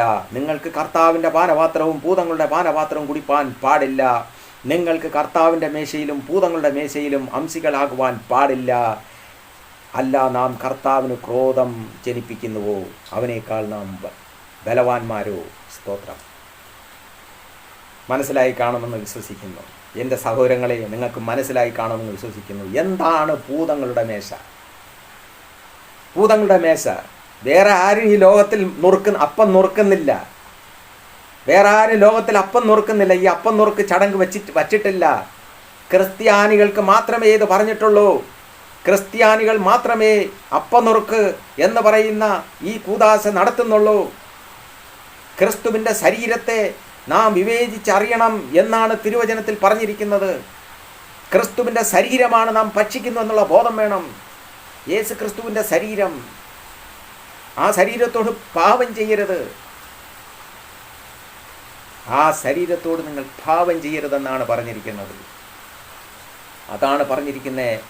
ഭൂതങ്ങളുടെ മേശ, വിഗ്രഹാരാധന ചെയ്യുന്ന സ്ഥലത്തിരിക്കുന്ന അപ്പം നുറുക്കുന്ന അപ്പം ഭൂതങ്ങളുടെ അപ്പമാണെന്ന് വീണ്ടും വീണ്ടും പറയുകയാണ്. പ്രിയ സഹോദരങ്ങളെ, ഭൂതങ്ങളുടെ അപ്പം, അത് നിങ്ങൾ ഭക്ഷിക്കരുത്. സ്തോത്രം. ഹല്ലേലൂയ. ദൈവത്തിന് മഹത്വമുണ്ടാകട്ടെ, ദൈവത്തിന് മഹത്വമുണ്ടാകട്ടെ, ദൈവത്തിന് മഹത്വമുണ്ടാകട്ടെ. സ്തോത്രം. ദൈവത്തിന് മഹത്വമുണ്ടാകട്ടെ. പ്രിയ സഹോദരങ്ങളെ, വീണ്ടും പറയുകയാണ്, നിങ്ങൾ ഇതിനെല്ലാം വിട്ടൊഴിഞ്ഞോടി. ഈ ലോകത്തിൽ നമുക്കൊന്നുമില്ല. നമ്മളെല്ലാം ഈ ഭൂമിയിൽ നിന്ന് മാറ്റപ്പെടേണ്ടവരാണ്. ഈ ഭൂമിയെല്ലാം വെന്ത് തീക്കിരയായി പോകേണ്ടതിന് ഇരിക്കുന്നതാണ്. ഇവിടെ ഈ ഭൂതങ്ങളെ നിങ്ങൾ ആശ്രയിച്ചുകൊണ്ട്, ഈ വിഗ്രഹങ്ങളെ ആശ്രയിച്ചുകൊണ്ട്, മറിയയെ അമ്മയെ മാതാവേ എന്നൊക്കെ വിളിച്ച് പ്രാർത്ഥിച്ചുകൊണ്ട് അവിടെ വരുന്ന ഭൂതം നിങ്ങളെ ചിലപ്പോൾ ചില കാര്യങ്ങൾ സഹായിച്ചേക്കാം.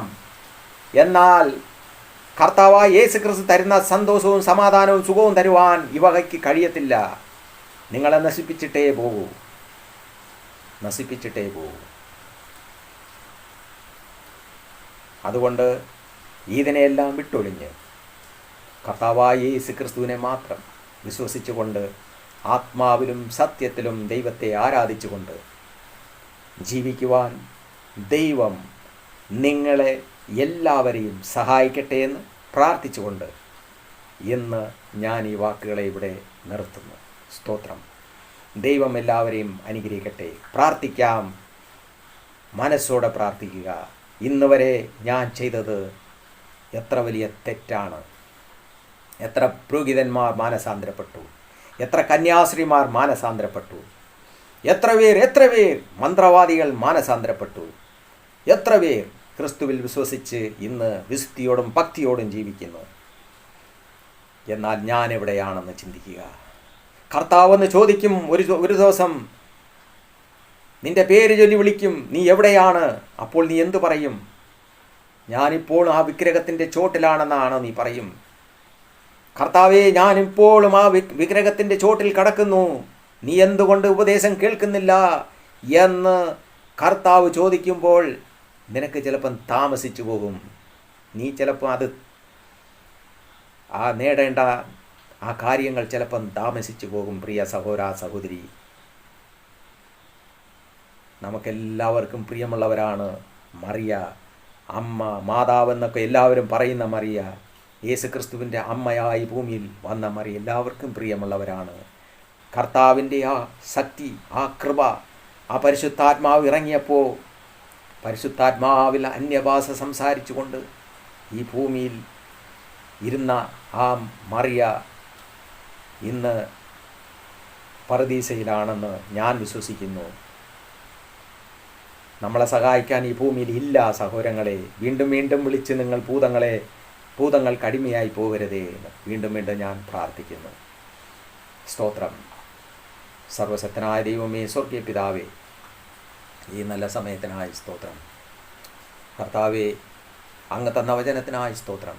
ഈ വചനം കേൾക്കുന്ന സകല മക്കളും വിശുദ്ധിയോടെ ഭക്തിയോടെ ജീവിക്കുവാൻ കർത്താവായ യേശു ക്രിസ്തുവിൽ മാത്രം വിശ്വസിച്ചുകൊണ്ട് യേശു ക്രിസ്തുവിൽ മാത്രം ശരണം പ്രാപിക്കുവാൻ തക്കവണ്ണം കൃപ നൽകണമേ. സാത്താൻ്റെ പിടിയിൽ കുടുങ്ങിക്കിടക്കുന്ന, ഭൂതങ്ങളുടെ പിടിയിൽ കുടുങ്ങിക്കിടക്കുന്ന, ദുഷ്ടാത്മാക്കളുടെ പിടിയിൽ കുടുങ്ങിക്കിടക്കുന്ന ഈ ജനം മാനസാന്തരപ്പെടുവാൻ ദൈവം സഹായിക്കണമേ എന്ന് പ്രാർത്ഥിക്കുന്നു. കർത്താവെ, എല്ലാവരെയും അങ്ങയുടെ കരങ്ങളിൽ ഏൽപ്പിക്കുന്നു. ഇവരെ വഞ്ചിച്ചു വച്ചിരിക്കുന്ന സാത്താനെയും അവൻ്റെ ദുഷ്ടസേനകളെയും ബന്ധിച്ച് പാതാളത്തിലടയ്ക്കണമേ എന്ന് പ്രാർത്ഥിക്കുന്നു.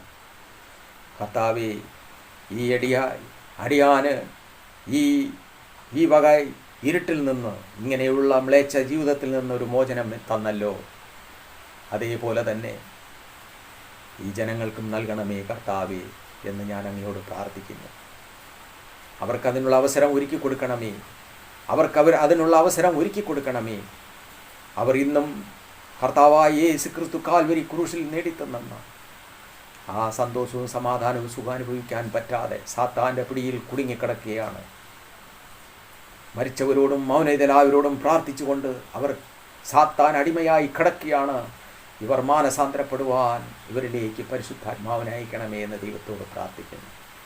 അങ്ങയുടെ കരങ്ങളിൽ ഏൽപ്പിക്കുന്നു. പ്രിയ ദൈവമേ, പരിശുദ്ധ കർത്താവേ, അങ്ങൻ്റെ പ്രാർത്ഥന കേൾക്കണമേ. മഹത്വവും മാനവും പൂഴ്ചയും സ്തോത്രവും എല്ലാം അങ്ങേക്കുള്ളതാണ്. യേശു ക്രിസ്തുവിൻ്റെ നാമത്തിൽ പ്രാർത്ഥിക്കുന്നു. കേൾക്കണമേ എൻ്റെ സ്വർഗ്ഗപിതാവേ. ആമേൻ. സ്തോത്രം. പ്രിയ സഹോദരങ്ങളെ, ഈ സുവിശേഷം നിങ്ങളെല്ലാവരെയും രക്ഷിക്കട്ടെ എന്ന് ഞാൻ പ്രാർത്ഥിക്കുന്നു. ഞാൻ ഇന്ന് ഈ ഭൂമിയിൽ നിന്ന് മാറ്റപ്പെട്ടാലും ഈ സുവിശേഷം ഈ ചാനലിൽ എപ്പോഴും ഉണ്ടായിരിക്കും. എപ്പോൾ വേണമെങ്കിലും അത് കേട്ട് നിങ്ങളുടെ ജീവിതത്തിൽ നിങ്ങൾക്കൊരു വിടുതൽ പ്രാപിക്കുവാൻ നിങ്ങളെ സഹായിക്കും. ഈ സുവിശേഷം കേൾക്കുമ്പോൾ തന്നെ നിങ്ങളുടെ ജീവിതത്തിൽ വലിയ മാറ്റമുണ്ടാകും, വലിയ വിടുതലുണ്ടാകും. സ്തോത്രം. മനസ്സോടെ കേൾക്കുക. സ്തോത്രം.